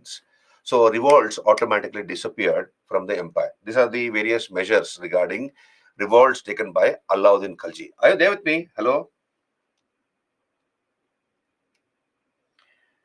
Yeah, he was definitely a very, very shrewd king, a very, very intelligent person, very ambitious man. So this is the these are the measures to contain revolts. And of course, he secularized the administration by ignoring the Sharia. So he said that he would want to do what is good for the people. What is there in the Sharia is whether I don't know. He said, I don't know what is there in the Sharia, but what is good for the people, I will do. And he asked the ulemas to mind their business. He said, don't poke your nose into political affairs. Your business is religious matters. You don't poke your nose into political matters. So he separated religion from politics and also secularized the administration. And he gave posts on the basis of merit and ability. Even Afghans, Sheikh Zadas, Hindu converts to Islam, they were all given important positions in various departments on the basis of ability and merit, not on the basis of race, as it was under the slave kings, right? So this is about the measures taken against revolts, as we have seen. Then let us understand his attitude towards Hindu chiefs. So Alauddin Khalji realized that many of the Hindu chiefs, like for example, Rais, Rawats, Ranas, Mukaddams and Chaudhries, that is the heads of villages, headmen of villages, then these were the hereditary revenue officials. They were very, very arrogant. When the tax collector came to the door, Muhassil, and they will, you treat the tax collector with a lot of disrespect. Okay? And you have also complaints against these hereditary Hindu officers. Tax evasion, like they did not pay the land tax, khiraj. So tax evasion from their own lands. What is khiraj or kharaj? Land tax. So they did not pay tax on their personal lands. Jizya, tax paid by non-Muslims. So they did not pay jizya, tax on non-Muslims. Ghari was the house tax. Ghari or khari as it is called, Ghari. This was the house tax. And chari was the fodder tax. Like chara is fodder tax.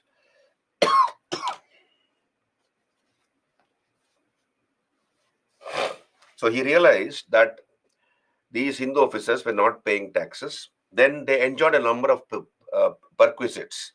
They enjoyed a number of privileges, right? But then they levied these privileges from their own villages. So they collected, like for example, if a particular noble is he can enjoy some perquisite, he will charge it from the villagers of his own village. So that is another complaint against them. Engaging in drinking parties, exhibit pride and showing disregard to revenue collectors, muassils.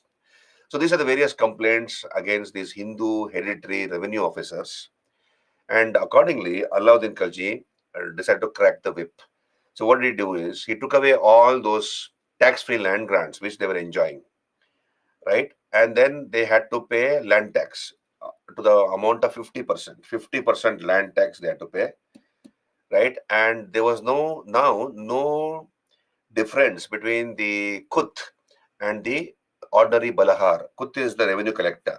Kuts are revenue collectors of villages. So there's no difference between the Kut and the Balahar. Balahar is the ordinary farmer who also had to pay 50%. Alauddin Khalji was the first king in the history of India to collect 50% land revenue. Now, why did he want 50% land revenue? Because of Mongol attacks. Maximum number of Mongol attacks happened during the time of Alauddin Khalji. And secondly, he wanted to keep his soldiers and officers happy. He wanted to conquer the whole of India. And without the help of his soldiers and officers, he couldn't have conquered the whole of India. So to provide against Mongol menace and also to conquer the whole of India, he demanded 50% land revenue from the farmers. So if a farmer grows 100 bags of paddy, 50 bags of paddy is taken away by the government of Alauddin Khalji. So there was no difference between the Kut and the Balahar now, right? So they were reduced to poverty because they were taxed heavily. These Hindu revenue officers were taxed very, very heavily. So he abolished all perquisites, concessions, special privileges enjoyed by them. according to the measurement and produced from Biswa. Biswa is a unit of land, 1/20th of a bigha. 1/20th of a bigha. Bigha is a unit of land, like an acre, like a hectare or an acre. You have bigha. So 1/20th of a bigha is called Biswa. So they had to pay 50% of the land revenue.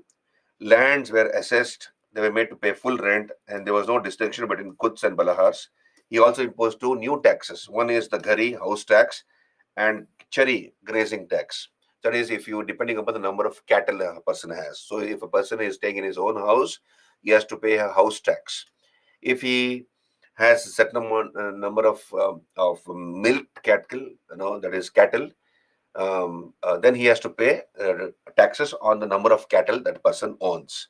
So he this way he control the Hindu hereditary revenue officers. Right? Are you clear till here, all of you?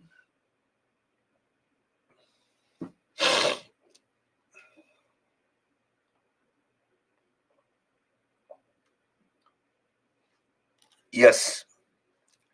He separated religion from politics. Resh Manjali. So he separated religion from politics. So you can say that he was the first person who introduced secular administration. Definitely.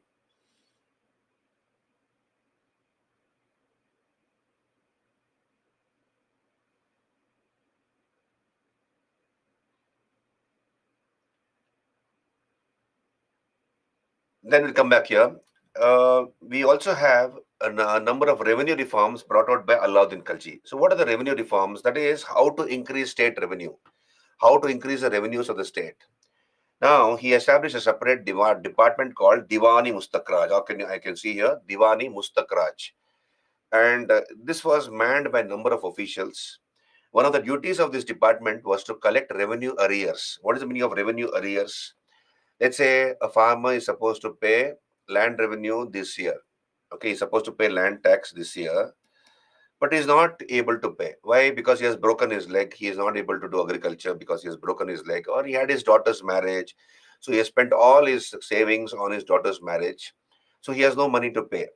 So the revenue officials will come to this farmer and they will note down that this person has not paid this year's land tax for so and so reason.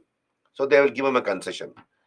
Next year, after the harvest, that particular farmer not only has to pay the next year, the next year's land revenue, but also the previous year's land tax. That is called revenue arrears.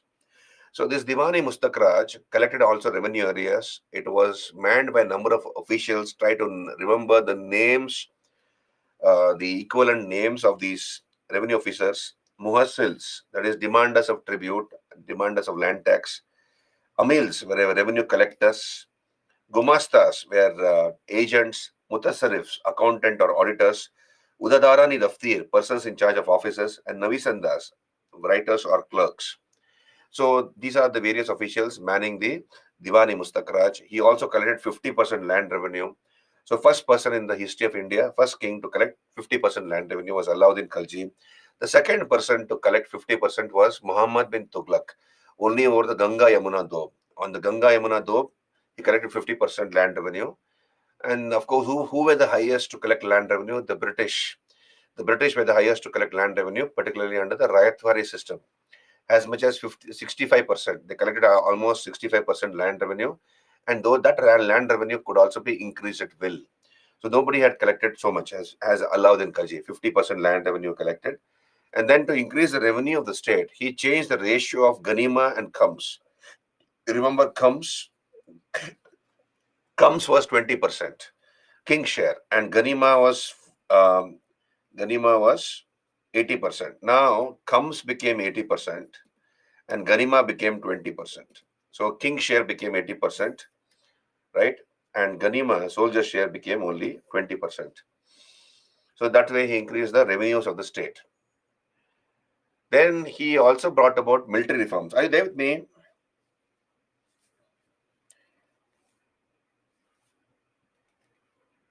Yeah, Sham. Why are you thinking about Krishnadevaraya now? Sham, are you from Bellary? You just hold on. Krishnadevaraya will come at the appropriate time. We are doing Alauddin Khalji. Just focus on Alauddin Khalji, Sham. Okay. So Krishnadevaraya may be our favorite. Okay, we will do it when we come to that topic.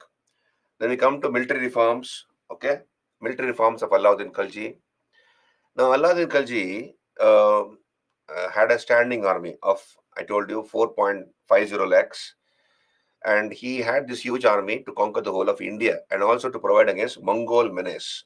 So maximum Mongol attacks. So first Mongol attack happened in the time of Iltutmish. So it began during the time of Iltutmish and it continued later. But the maximum number of Mongol attacks happened during the time of Alauddin Khalji. And Alauddin Khalji had a general called Zafar Khan. So in one attack, the Mongols came up to the borders of Delhi. They came up to the outskirts of Delhi, conquering everything on the way. But Zafar Khan stood his ground along with his army and he fought bravely and he was able to repel the attack of the Mongols. But in the process of doing so, Zafar Khan laid down his life. So that's one thing. So he maintained a standing army. Ikta system had been abolished. So he abolished the Ikta system, Alauddin Khalji. He paid cash salaries to his soldiers. Now look here. Alauddin paid 156 tankas per annum to an ordinary soldier. So he paid 156 tankas to an ordinary soldier. Then to a trooper. Who is a trooper? A trooper is somebody who sits on the horse and fights. A trooper with one horse. A trooper with one horse was paid 234 tankas per annum. 234 tankas per annum. 234 tankas.